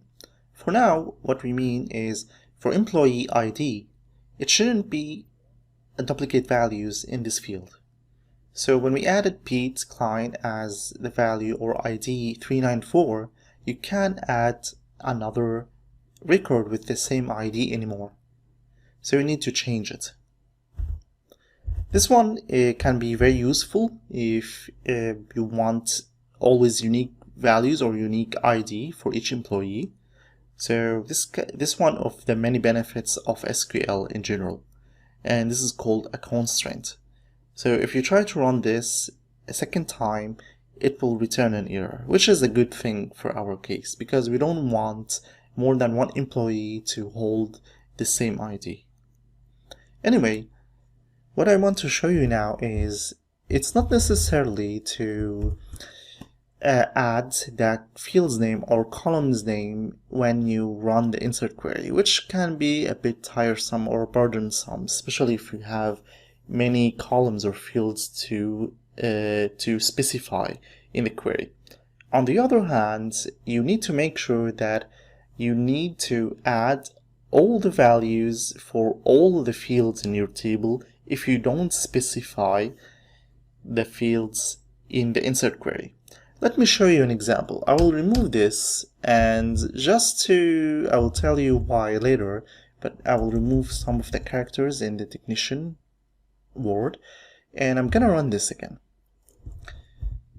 And yeah, before that, I will do the same mistake. I will change the ID to 395. So as an example, so remember 395 is the next record. If I run this, it will run successfully, and let's check it out. So we added a new record with the ID 395. We don't care about the values for now, but what I care is, I'm going to show you what happened. If you don't specify the column names in the insert query, SQL will take care of adding each value in the insert query in the respective fields in this table, which means that if you see that the ID, the first name and last name, will be put into ID, first name, last name, in the same order as you can see here, which here it was a right thing to do. It was correct. But now you'll see that things can go south and okay, the values are not correct anymore. For example, we have the state, which is supposed to be Georgia. Here you will see that SQL added the value GA, which is Georgia, into the address. Why is that? Because you didn't specify that GA for Georgia is the state. So SQL assumed that you're giving the values based on the order of the fields and columns for the employees table. So it added the first value to ID, the second value to first name, the third value to client, to last name, and the state to the fourth column, which is address here. Okay, going more to the state, you can see it was the number 1, which is incorrect for sure. Then zip code, which is technician, which is why I removed some of the characters because zip code is restricted to 5 characters. Anyway, and the phone will be 1800, which is quite, nonsense. This is why we specified the name of the fields and columns in the last video. So if you're too lazy and you still don't want to specify all the column names, what should you do in this case? This still works, but what you need to do is you want to specify a value for each field and each column in your table. Okay, to do that, what we need to do is we need to fix this query so it can add the values in the right order for, let's say, a new ID which is 396. I'll keep P client since we will delete those records later. We will see in the next videos. Anyway, so what I want to do is I want to add the new record but in the right order without the need to specify the column names. So to do that, we need to add a value for each field, and we'll start with the ID. Next, you have the field first name, which is going to be Pete. The last name is going to be Klein. The address, which we don't have so far, so we can either use a single quotes, which can specify that this one will be, an empty string, or better, we can use the value null. You can use the value null as any value, as 0 or as anything. It's a value in the end, so you can use it in SQL when you run your queries. And you can remember that in the filtering section, we used null to filter values, specify specific values that time. Anyway, so I'm gonna give the address as null. The state is gonna be number 1. So here we're gonna change a bit, and I'm gonna remove this one and add it here. Since in our table the state, this is on a department ID, my fault. So the state was gonna be Georgia. Ignore what I said earlier. Next, we'll be having, after the state will be the zip code, since we don't have the zip code for now, so it's going to be null as well. And for the phone, also a null. Next is the email, is always null for now. And the hire date, this one can be good. We will check later how can we fill that. Okay, next what we're having is the department ID, which was number 1. Here you go. Next is the job title. We're gonna fix this to technician. Okay, and we have the base salary, which is gonna be 1800, and last is gonna be the commission. Okay, the commission I'm gonna add for 0, for example. Okay, for now, or you can add null, whatever you like. Okay, so if I run this now, as you can see here, what I did is I didn't specify any column names in the insert query, but on the other hand, I added a value for each field in the employees table. So you either specify what columns for the values to be added to, or you give a value for each column in the table when you insert a new record. Let's run this, and you can check it out that it was successful. And just remember, it's 396.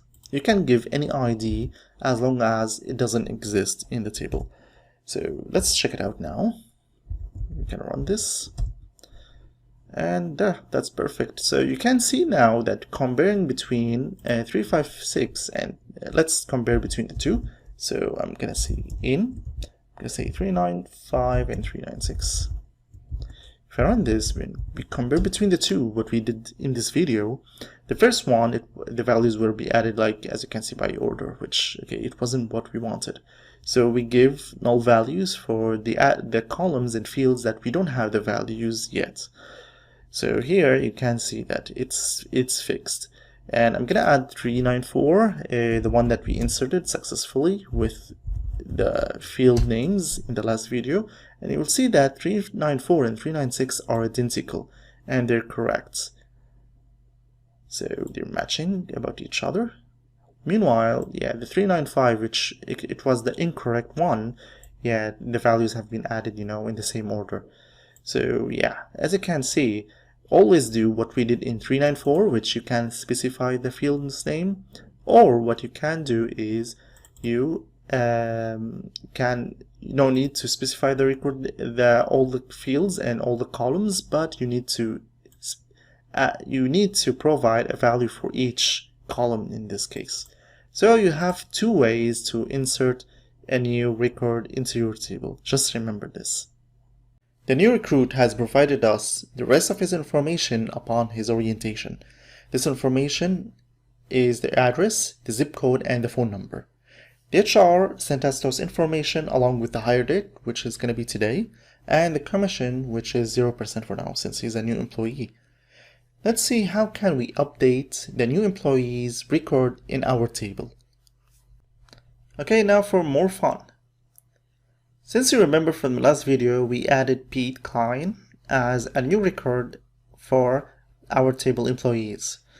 To remember you again, if we run select star from employees, where the ID should be 394, which is the one that we're going to update now. You'll see here's Pete's data, and you'll see that some information are still missing, which is the address, the zip code, the phone number, email, and hire date. Let's see how can we do all that. We're gonna start with the address and the zip code and the phone number. So to do that, we have the keyword which is called update, which is it says by itself that we want to update records in a certain table. So after you say update, you mention what table that you need to update or you want to change. For our example, it's gonna be employees. So we're gonna say here update the employees table and then set those values. So we're gonna come here, and for each field and each column in the table, it's not necessary here that you need to specify each field here in the table. In the insert one, since we need to add the values for the new record, you either specify the fields names, or what you can do is you can add all the values altogether. In the update, there's no need for that. You just specify what field and what column that you need to update, and you provide the new value for it. So for example, here we have the address. So I'm gonna say set the address to this value. So I'm using the equal sign here. The equal sign here is not the equal that we have in the where clause or where statement. It means that assign the new value to the column name, which is called address. So here I'm gonna say address. I'm gonna check the address from here since I can memorize it. Here we go. So I'm copying from here. It's gonna be 2826 Clement Street, Atlanta. We can use the comma as we mentioned. Now for each column that you separate the column with the value by an equal sign, and you separate between the different columns with the comma sign. And here, since it can be more readable, I'm gonna add a new line here. And always remember, in SQL, it's case insensitive, except if you're working with varchars between single quotes, and it's no matter what lines you add, you can add as many lines as you want, and it still works, as long as you don't separate those with a semicolon if you're running more than one query. Anyway, so next is going to be the zip code. The zip code based on the details is going to be 30303. This one is easy. Here you go. And the last thing is the phone number. The phone number, remember, in our table, it's a varchar. It's a string. It's not a number. So I'm going to copy it, and here it is. And going here, and I'm going to use it here and paste it. And make sure that it's between the single quotes. So for now, we're gonna add those three values since they're the easiest for now. It doesn't mean that the rest of the values are hard, but we can do it in, eventually. I don't have to bring all the values together. So to show you that, okay, you can update as many columns and fields in one query as you want, or you can take it easily. So this is what we have been so far. And here, I was about to do a very big mistake, but yeah, I just remembered now. The thing is, you need to make sure that when you update a table and you set the values, you need to specify what records those values will apply to.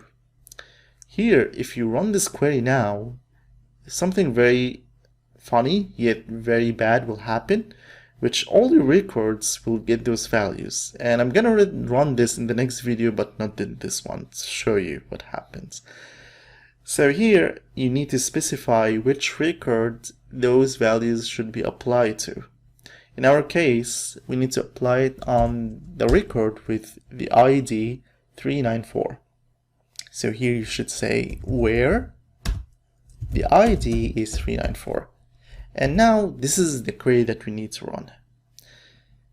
What we did here is we told SQL to update the table employees with a set of values for the record whose ID is 394. Please remember this one. If you don't remember this, your table will be all messed up, and I will show you in the next video what would happen. Add it for now, and let's run this.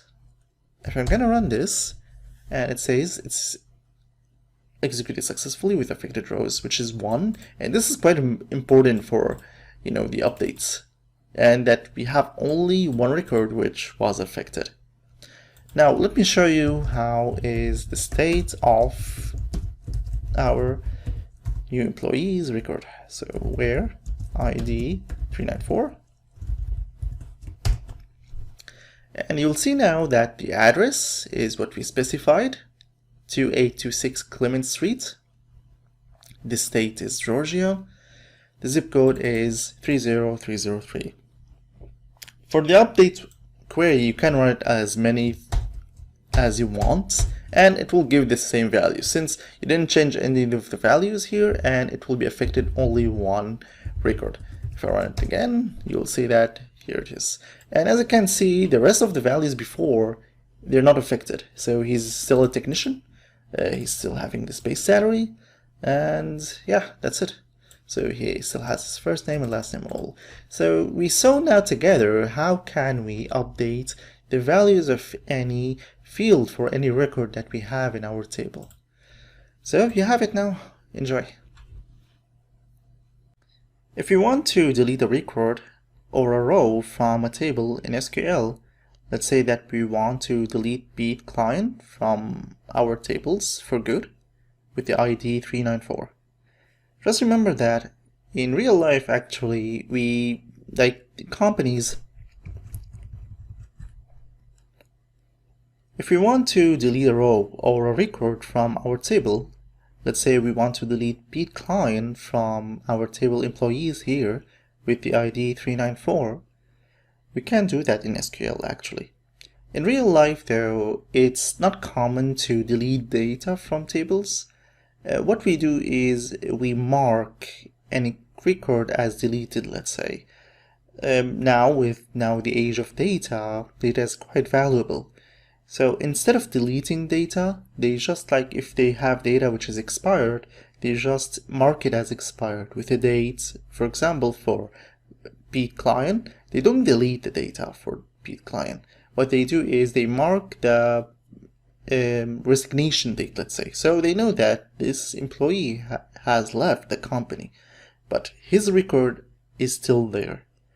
And yeah, it's the same for any company that we work now. So anything that you do on the internet is being recorded and not deleted actually.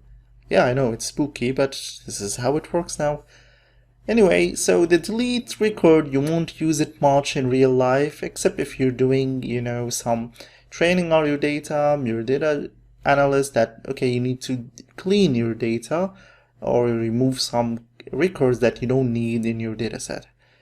Anyway, to delete data, what we're gonna do is, you can guess, it's a keyword of delete. So what you're gonna do is delete from, and you specify what table do you need to delete from, which is employees here. Here, we want to specify what record do you want to delete. And in this case, we want to delete the record with the ID of 394. Now, some people may ask, is it always that I need to use the ID in order if I want to delete or update even? In the examples here in my videos, I used only the ID. Why? Because it's the easiest. It's easier, or it's much better to use the ID, which is a unique value, than using other values which can be duplicated. Okay, first name, for example, Pete, maybe, okay, I don't know, in my database or my table, maybe more than one have Pete.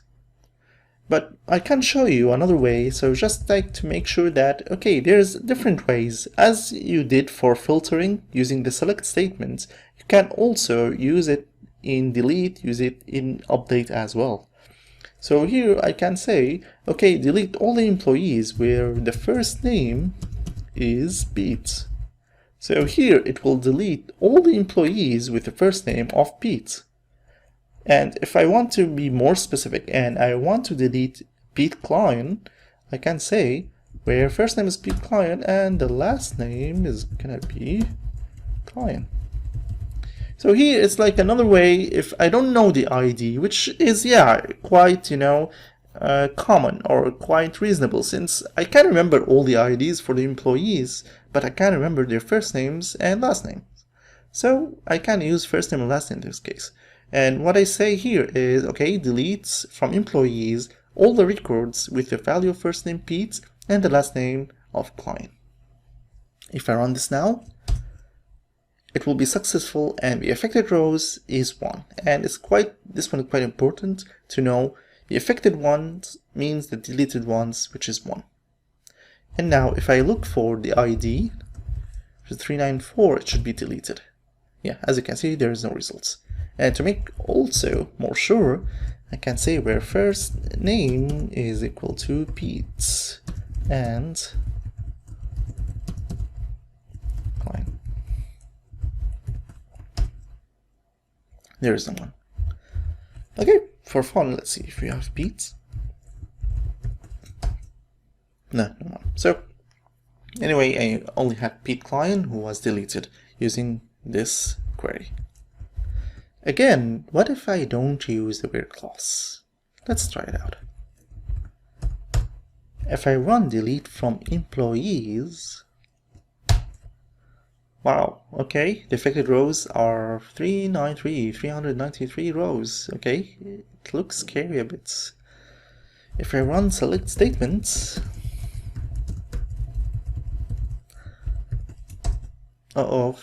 okay, I don't have any records anymore in our employees table. Wow, this is so scary. Okay, as you can see, if you run the delete statements without any where clause, it will delete everything.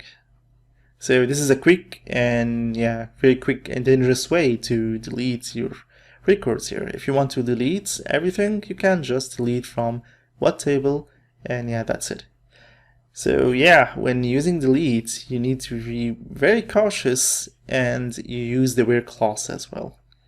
Again, don't fret. If you run this, you can recover the data using the attached file. So you can recover all the data that we've been used for. But sure, Pete Klein won't be. I didn't add Pete Klein, so you can add it manually again, and you can try it out by yourself. In this lecture, we're going to start to create our own tables in SQL. Let's say that we have this spreadsheet for book titles from a bookstore, and they want to move this spreadsheet into a database. If you can take a look at the fields first, you'll see that we have the ID, the title, the author, publish year, price, and last update.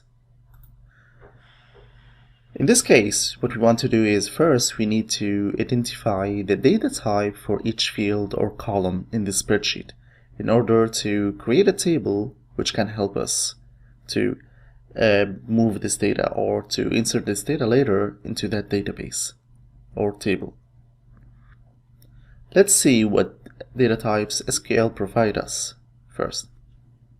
Let's take a look at the data types available in SQL. In general, we have 3 main types: character, numeric, and date or time.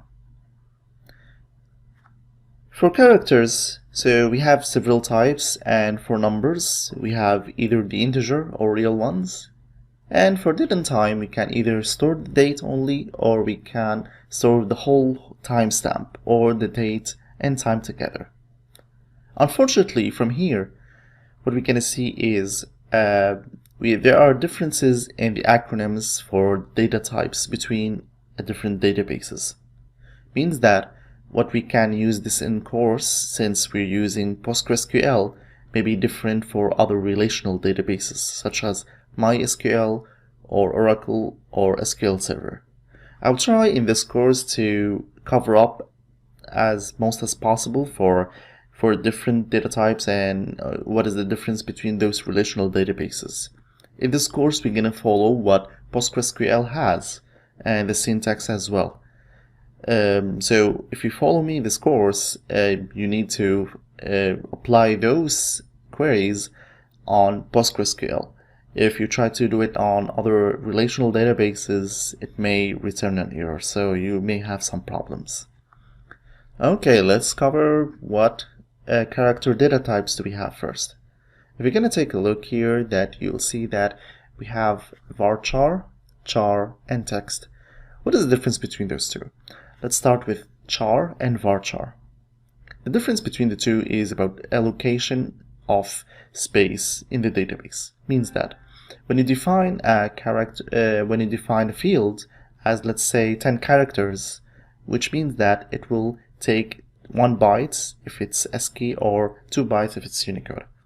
Without going further details in that, what we care about here is when we say that we want the field to be of char or character data type, which is the second one, it means that if you define the maximum length of the field as 10 characters, let's say, it will store 10 characters or 10 spaces for your field in this case.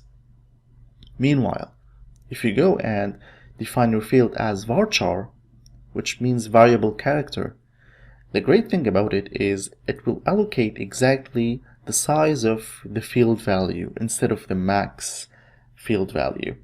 Means that if you allocate 10 spaces or 10 characters to your field and you stored only 6 characters, for example, varchar will only store or allocate exactly 6 spaces or 6 characters for this field value. This saves much space on your database, and sure, because in this course we're using small data sets, so it's totally fine if we either use character or varchar. But you can imagine if you have millions and millions of records and fields, how can the data can be big, quite quick in this case.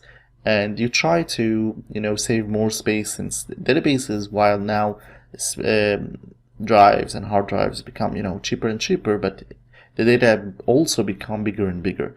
So it's best practice to use varchar in this case. As for text, the difference between varchar and char or text is that for text it's best used when your field has over, let's say, 250 or 500 characters. And this is very useful when you use for comments, product descriptions, any of that. So always use varchar if your field length is below, let's say, 250 or 500 characters. Otherwise, use text in this case. Now the difference between PostgreSQL or other databases and SQL Server, for example, is that SQL Server calls char and varchar as nchar and nvarchar. So if you're using SQL Server and you want to define a data type for your table, on SQL Server you need to use nchar and nvarchar instead of varchar or char. And in Oracle, you need to use varchar too, since they have 2 versions of varchar, depends on the data type that was defined in Oracle as a product. So yeah, it's different from PostgreSQL and other databases. Keep this in mind when you use and you define the data types for your tables in any of those 2 databases. As for numbers now, we have the numeric values, and here we have several types that SQL provides us with. We'll start with the main one, which is the integer.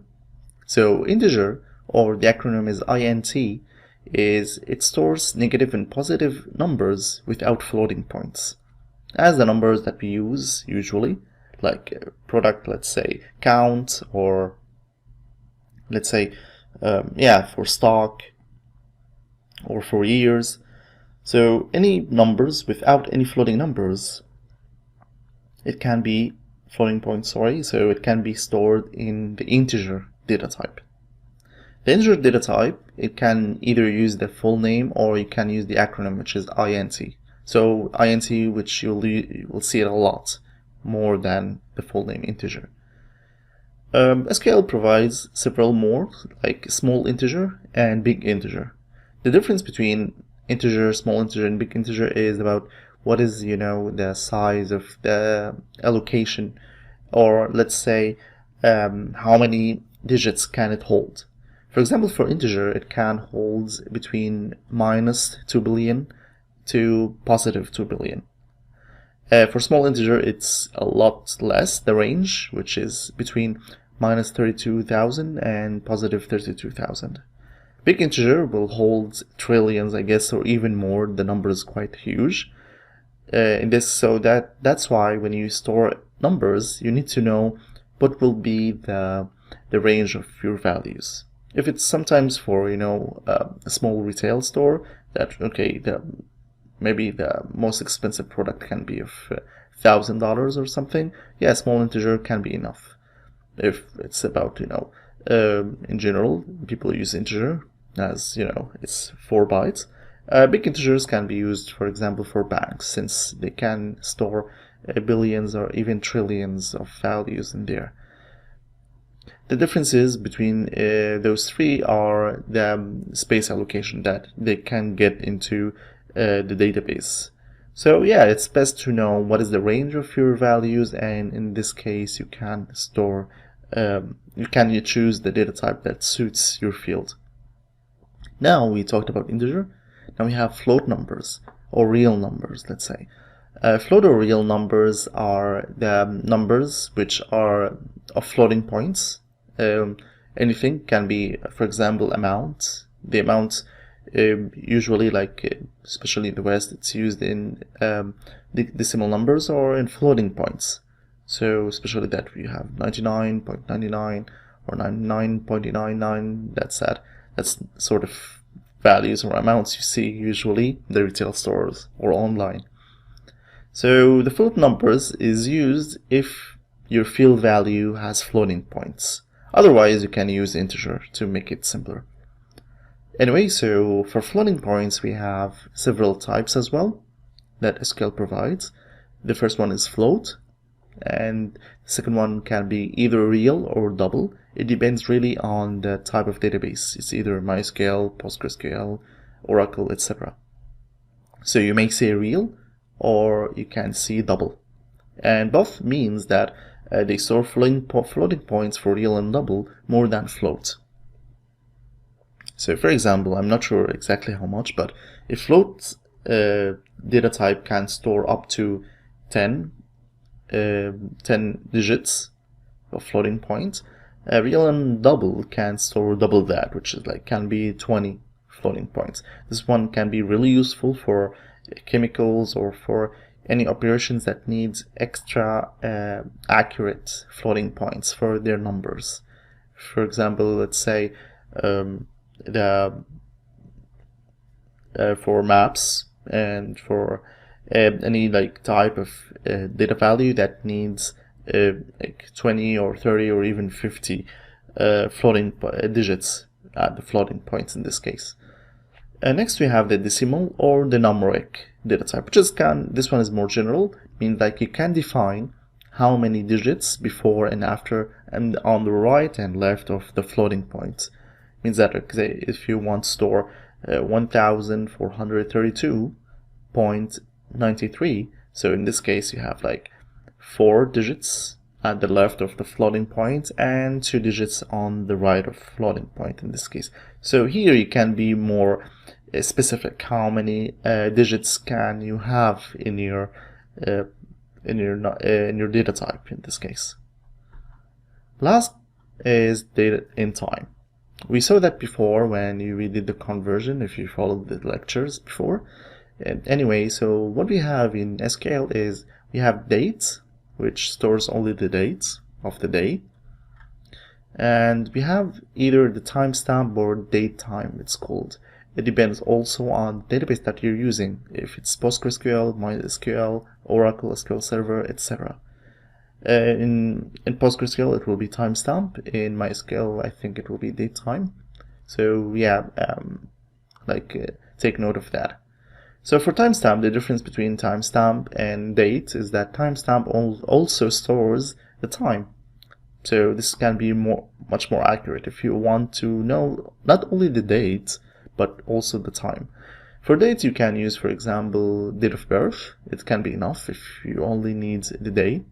But for timestamp, you can, for example, the time when, the employee arrived, for example, since they care about which minute or even second they reach the office. In this case, you can choose which data type of date or even timestamp or date time is suitable for your field value.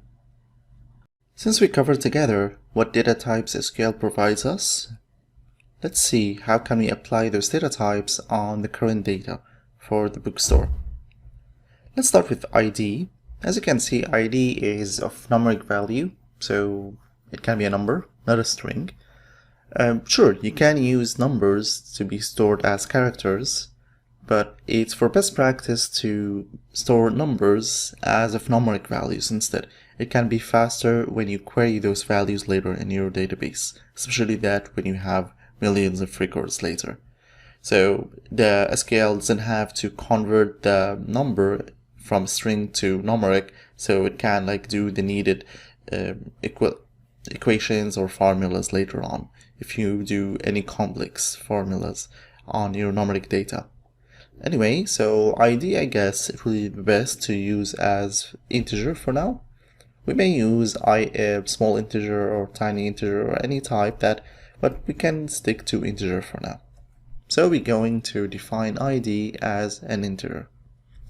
Next, for title, as you can see, title is of characters, so it's best to use varchar in this case. So we have varchar, and next for varchar, we need to define what is the size of it. So let's say that we can use 30, for example. So I'm going to use 30 characters as the length of the title here. We're going to see if it's enough or not. For author, it's the same. So since it's of characters, so we can use varchar as well. And we can define it as 30 characters too. Next, we have the publish year. As you can see here, the publish year is a number. So you may say that, okay, we can use date here, but since we only need to store the year, there's no need to store the whole date. It depends really on your case. In some scenarios or cases, you need to store it as a date, so it will be called publish date instead. Here in our data, they only store the year, so it's enough to use integer in this case. You have the freedom to use any data type that you find suitable, depends on your data. For price, you see that for prices they're a bit different. We can use integer because here we need to store floating points. As for the prices here, you see that we have 0.9, 0.9, 0.9. So in this case, instead of using integer, we need to use either float or real. And in this case, we're going to use float since it's more than enough for us. Finally, it's last updated. You see that for last updated, it's a date and time or a timestamp in PostgreSQL. So date won't be enough because we need to store the time as well. So it's best to use timestamp in this case, or date time if you're using any other database. Depends on what database you're practicing on. If you're following this course, we're using PostgreSQL, so it's best to use timestamp. Perfect, so we see what data type each field and each column in our spreadsheet has. So next what we can do is to start querying and create our own first table. In the last lecture, we defined what is the data type for each field in the spreadsheet. Now we're going to create our own first table in SQL. Let's start. Going back to the SQL client that you're using, we are going to create our own first table in SQL. So to create the first table, we're gonna start with create, which means that we want to create an entity. What entity is it? So it will be a table, so we're gonna create a table here. So we're starting with create table, and we need to name our table. Since the data that we're going to store is of books, so it's best to call our table books. And it's best practice to always call your tables on the data that it fills. So for other employees, coworkers, colleagues, students, they can know what type of data this table stores. And we use the plural form of the entity that we're storing in this table. For example, if it's books, so we can use books. If they are employees, we store the employees. For customers, we keep it customers, orders, etc. So always keep it plural. It's one of the best practices as well. Next, what we want to do is we want to define the data types this table will have, which means the fields or columns that this table will hold. So first, you need to open parentheses. And to make the query more readable and easier to understand and read, I'm gonna leave some space here, so the query can look prettier. So in each line, we can define what is the column name and the column type. So the first column, if you can remember, let's take a look at the spreadsheet. You see that the first column is going to be the ID. The second column will be the title, author, published year, price, and last updated. Getting back again, here the first column will be ID. So I'm going to call it ID, and I'm going to leave a space, and next I need to define what is the type of ID. As we discussed before in the last lecture, the ID is going to be of type integer. So I'm going to use the acronym INT. That's it. Here we defined our first column in our first table. We leave a comma so we can, separate between the columns that we have. And I'm going to leave a space so it can be more readable. I'm going to define each column in a separate line. Next, we have the title. So I'm going to call this field or column as title, which is self-explanatory. And here, as we discussed, the title is of character type. So we're going to use varchar.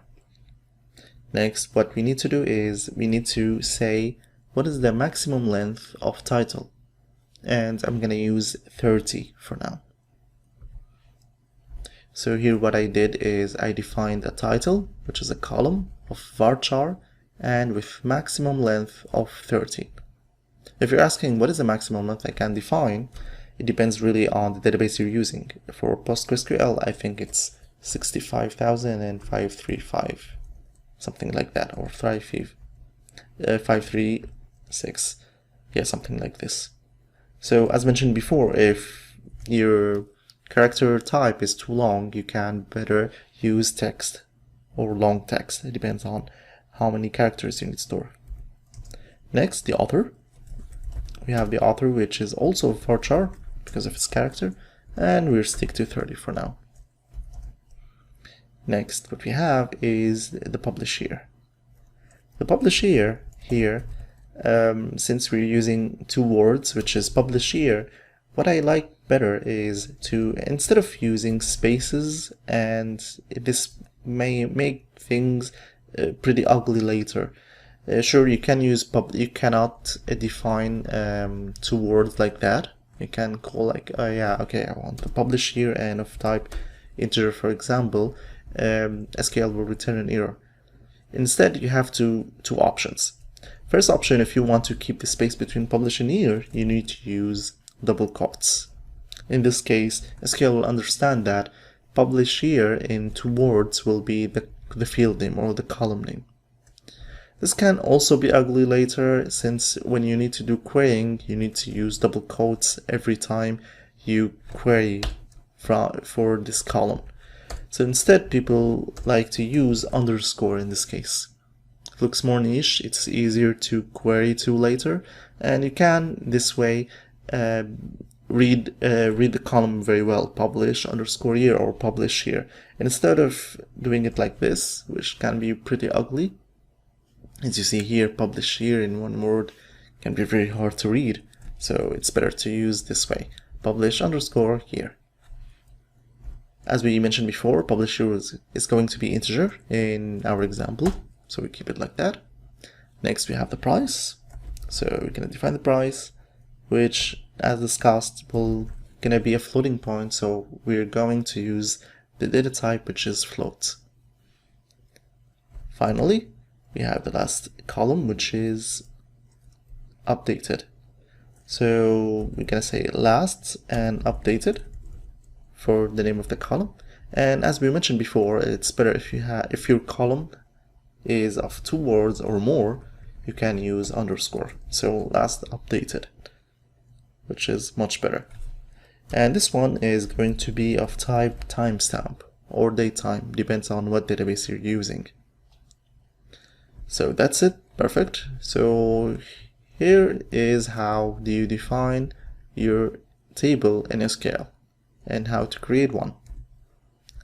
So to recap, we say create table, we name the table as books or any name that you like to name it, can be cuckoo, whatever. And then you can define the fields and columns that you have in this table along with the data type. And the data type is mandatory here. So each field, when you define it, it has at least a name and the data type. Other than that, it's all good. You have more options later on we can cover in this course, but this table and this query is more than enough to create us our first table. I'm gonna execute it now. And it says that the query was executed successfully. And here you created your own first table in SQL. To make sure that the table has been created, let's try to query it, which means that we can select star from books. I'm going to execute this. And here you go. It says that it finds no results because the table sure is empty for now. But you can see that we have all the columns that we defined in our previous query. The ID, the title, the author, publish year, price, and last updated. So next, we're going to use our table to insert some data and see that if our table really is in our database, and we can now store and insert data into our own first table in SQL. After we created our table, we want to insert some data into it. So let's do it. To insert data, we say insert into, and we say which table to insert, which is books in our case. And since here we want to insert into all the fields of this table, we don't need to identify those fields that we want to store into. We can directly go to values, and with opening parentheses, we can define the values that we want to store in. So first we're going to start with the first book, which is called Emotional Intelligence.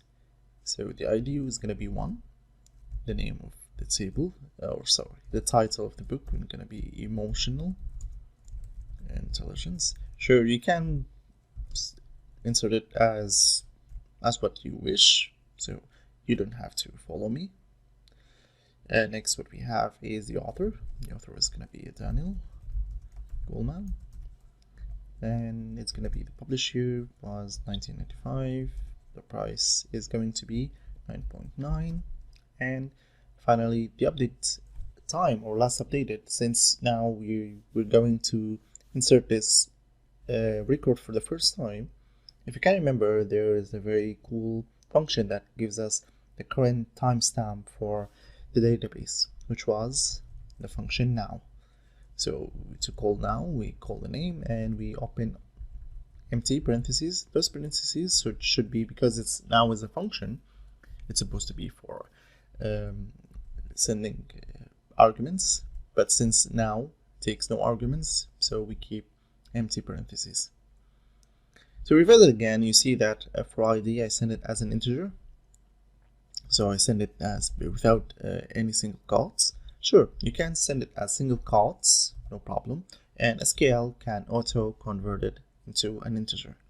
But to make our database less busy, we can set it as a number instead. Emotional intelligence, since it's a varchar or a string, we send it between single quotes. The same for the author. About the year, which is an integer, we send it as numeric as well, without any single quotes. And for the price, since it's floats, we send the floating point 9.9. All good. Let's try it out. And here we go. It was executed successfully. And let's see now if we run the select statement. You see that now the data has been inserted and stored in our table called books. You see that we have the ID, the title, the author, publish here, price, and last updated, which is today or now in my case. Perfect. So we can move on and insert the second one. I'm gonna copy this, or I'm gonna type it again. Insert into books, now to the next book.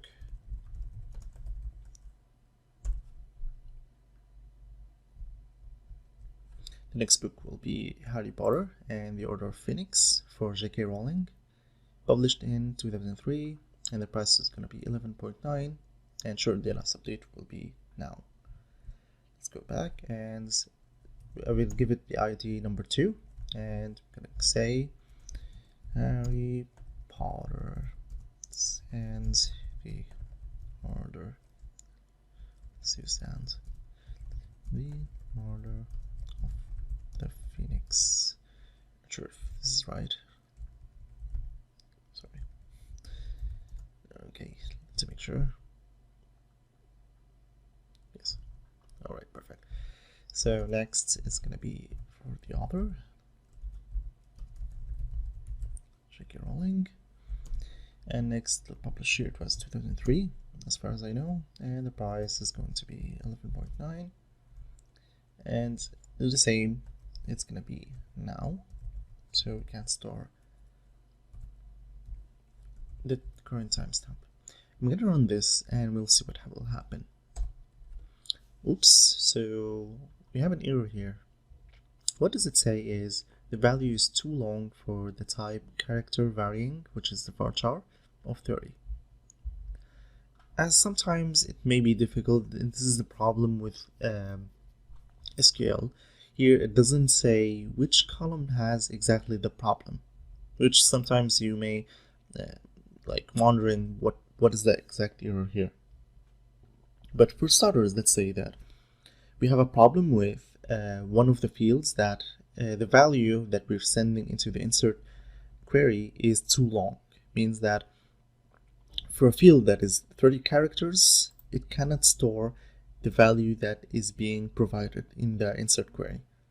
If you can see here, what it actually means that this value of the Harry Potter, the title value which we're sending here, Harry Potter and the Order of the Phoenix, is actually too long for the title, which is only, as you can see here, it's only 30 characters. Meanwhile, for this one, we can see how many characters. I'm gonna copy it and I'm gonna use a very useful function called length, which can help me count how many characters here. If I run this, you will see that it's 41 characters. So we're trying to insert a 41 character string into a title or into a field which has only max 30 characters. So that's why you see that SQL returned an error and it couldn't insert this record. And if I select again, you'll see that the record wasn't inserted. Yeah, this one is from the query before, but the new book wasn't inserted due to this error. And even if I run it again or 1,000 times, it won't be inserted.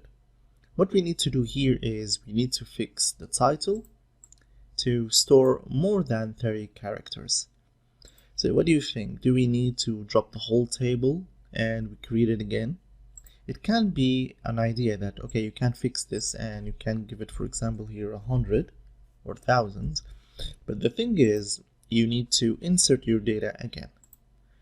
Since here maybe you have only one record or one row, it's okay, but you can imagine if you have thousands or millions of records in your table, it won't be a good idea to just drop the table and create a whole new one with changing a single column and then insert the data again.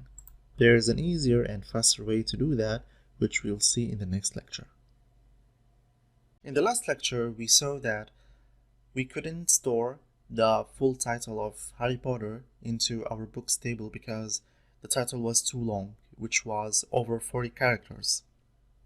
Meanwhile, the title column can only store 30 characters based on how did we define the table books when we created it. What we want to do is we need to modify the table structure so it can hold over, let's say, 40 characters or even 100 characters.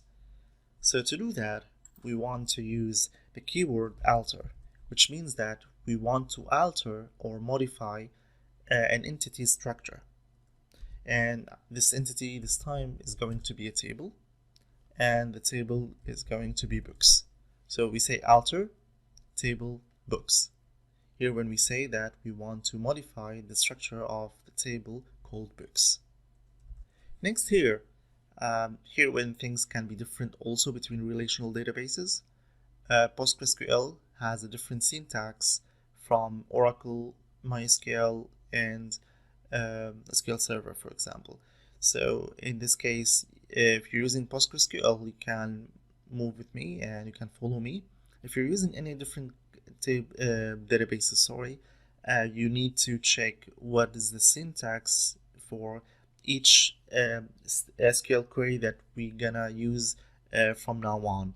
Unfortunately, it can be a little bit different. I'm gonna try to cover what the differences will be, but I'm gonna stick to PostgreSQL in this course from now on. Anyway, if you can follow at least and you can have an idea of what you can do in SQL in general. So the syntax can be only a secondary thing as long as you can understand what SQL is capable of. Anyway, so here what we want to do is we want to modify the data type of the title column to be from varchar of 30 characters max to be of varchar but of 100 characters. So here we're going to start with alter again. So it means that I want to alter or modify column. So alter column.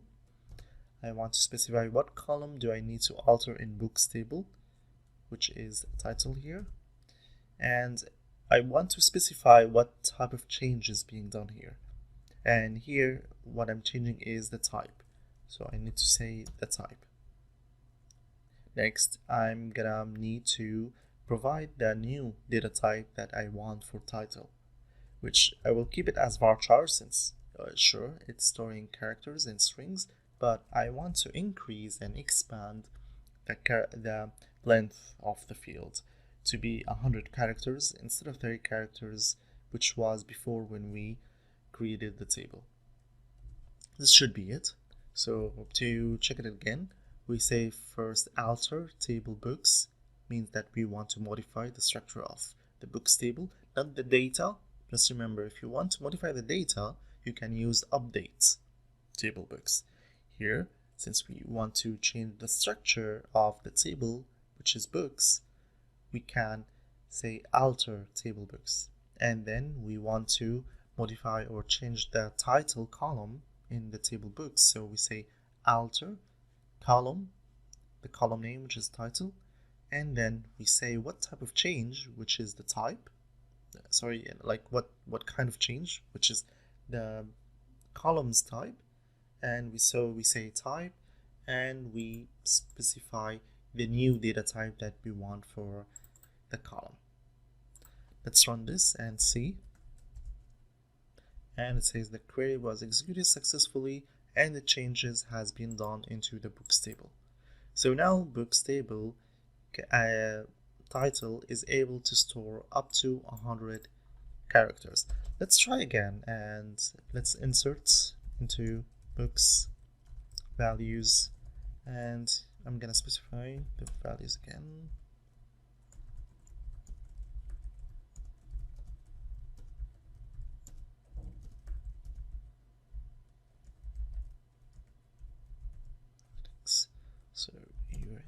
It's going to be